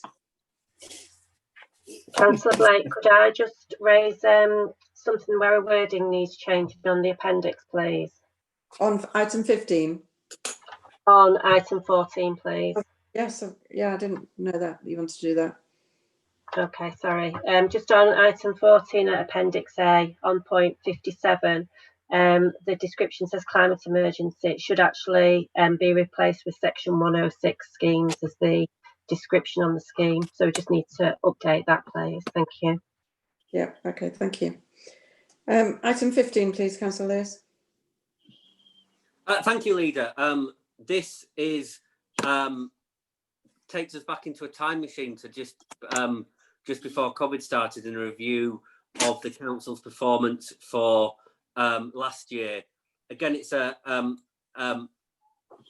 presents the information on how we've performed against the objectives we set ourselves. I won't say a lot more than that because quite clear there's a lot of information in the report. We've had a large number of papers today, but this is a report we've brought forward that, like I say, sets out how we performed last year. Okay, thank you. Councillor Carter, do you want to make any comments? No, thank you. Councillor Galton? Yeah, I'll leave it for now as well, Chair. Okay, thank you.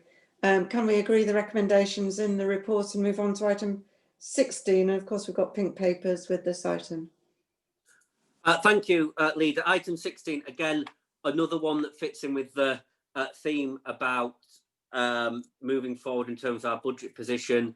This is one that comes under the asset management section of my portfolio, which is in the City Development Department, and it is around, it does two things. First of all, there's a pink papers, which is a number of actions around individual buildings we wish to dispose of, and then the paper gives us a new direction in terms of agreeing a speedier disposal of properties where we believe that they are no longer necessary for the provision of council services, and they can provide us either or both a capital receipt towards our budget objectives, but also a revenue saving in terms of we're no longer funding the running costs of buildings moving forward. We are the largest land and property owner in the city, and we have around 700 operational buildings. So I think it is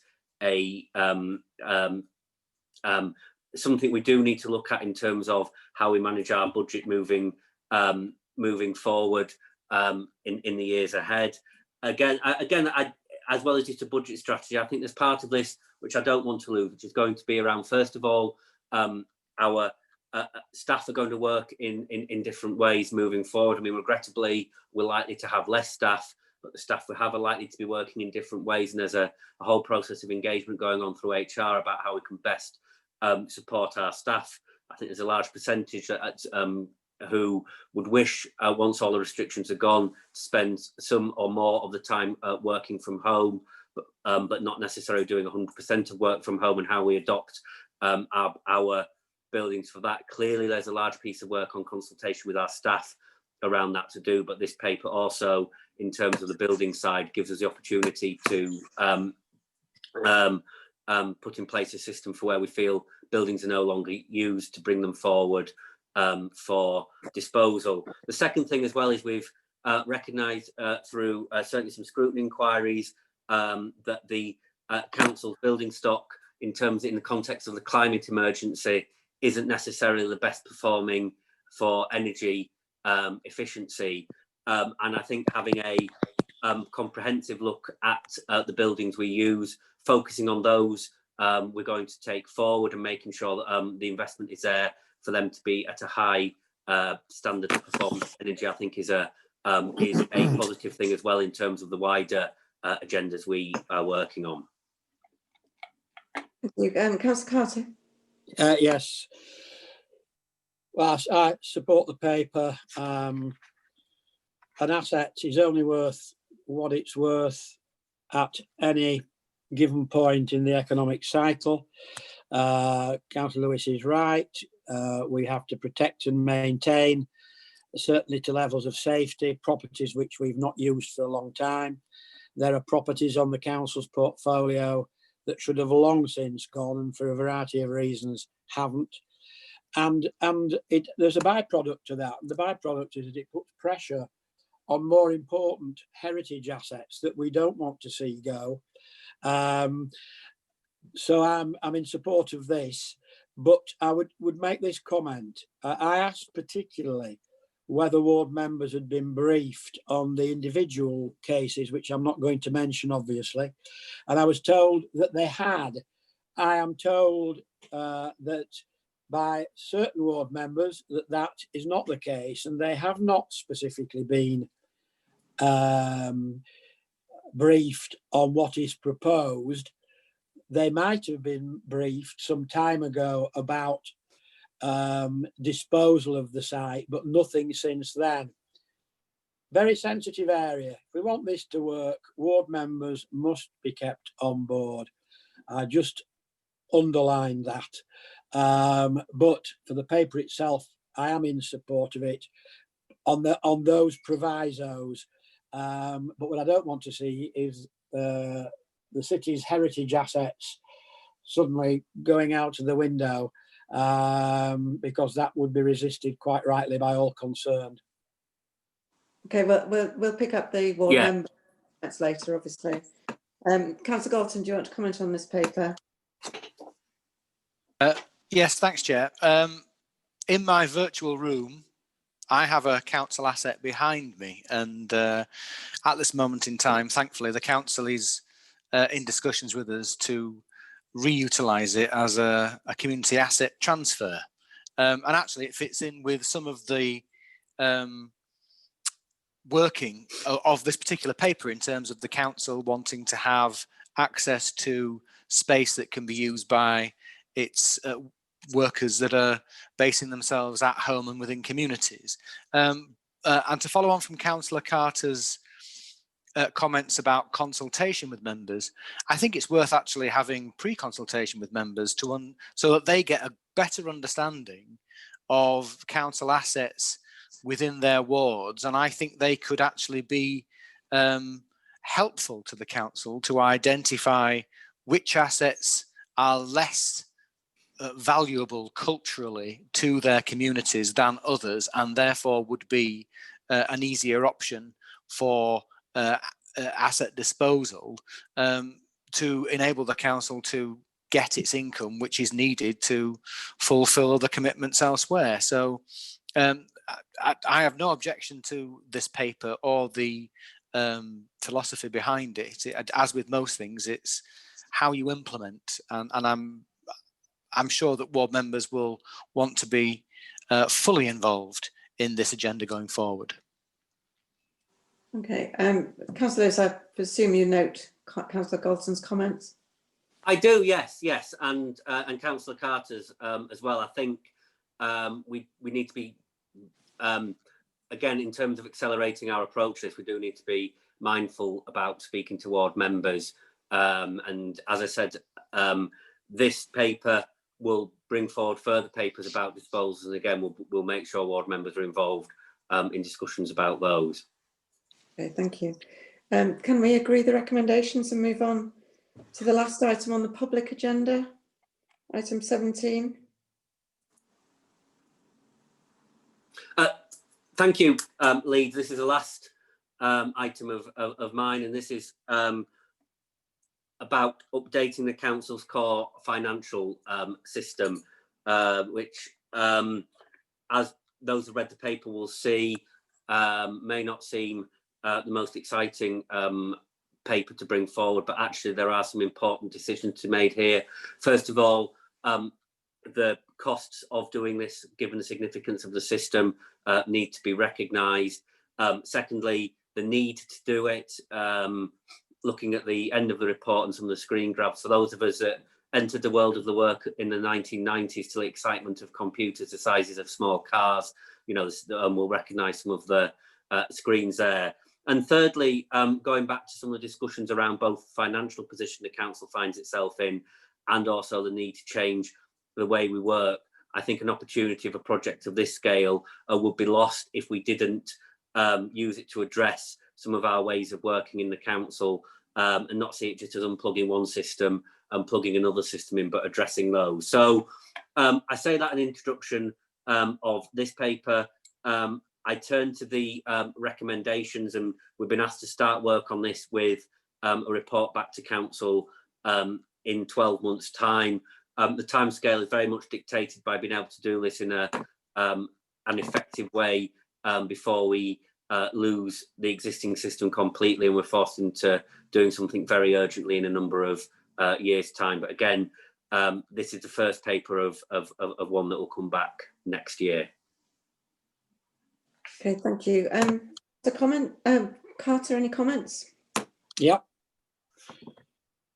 Yes. Very briefly, I support the paper. It's actually much more important than the rather dry reading it presents, and it does need moving forward quickly. One point I would make, we have just appointed a new chief officer in digitalisation and whatever it's called. I hope we're not just going to present him with this as a fait accompli, but actually get his input into improving how we do all of this sort of work, because it seems to me to be a very good opportunity to sort out some areas that have not been, I think, performing as any of us would have liked, including the officers concerned, for some considerable time. And probably more as well, as Councillor Lewis says. Councillor Galton. No comments, Chair. Okay, thank you. Can we agree the recommendations for item 17? That ends the public part of the meeting. I think we stay put, is that right, Jared? And you disable the recording? Thank you, Chair. If you're okay, we'll stop the webcast